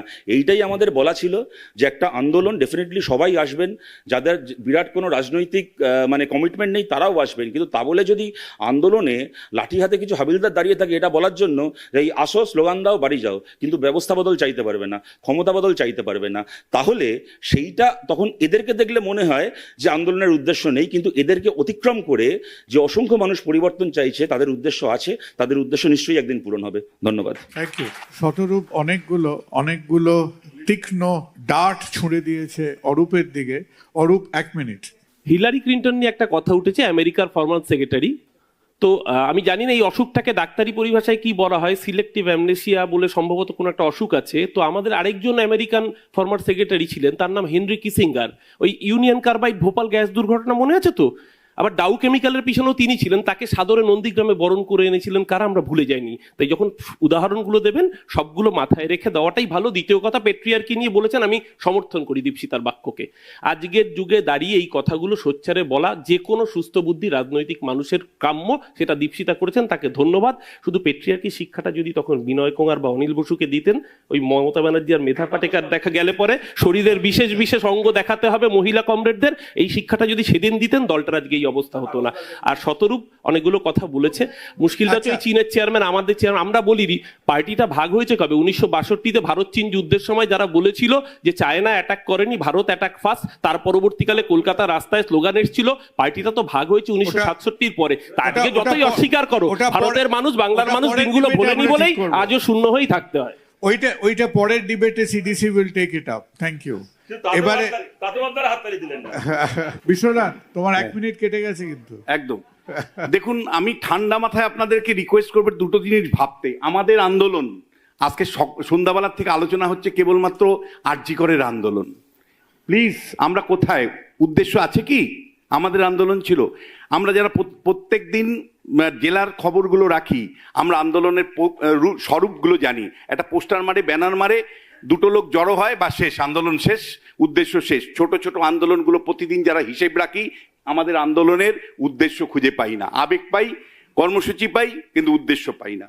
দ্বিতীয় যেটা, সেটা হলো যদি আলোচনা বিরোধী পক্ষের দিকে তাকান, আপনি দেখবেন উদ্দেশ্যকে তারা যেভাবে ব্যাখ্যা করছে তাতে পরিষ্কার কখনো মনে হচ্ছে অর্ধ উদ্দেশ্যের কথা বলছেন, কখনো মনে হচ্ছে অসমাপ্ত উদ্দেশ্যের কথা বলছেন। অসমাপ্ত উদ্দেশ্যের কথা প্রায়ই বলেছেন যে আগামী দিনে হবে, আবার কেউ বলছেন অস্পষ্ট উদ্দেশ্যের কথা।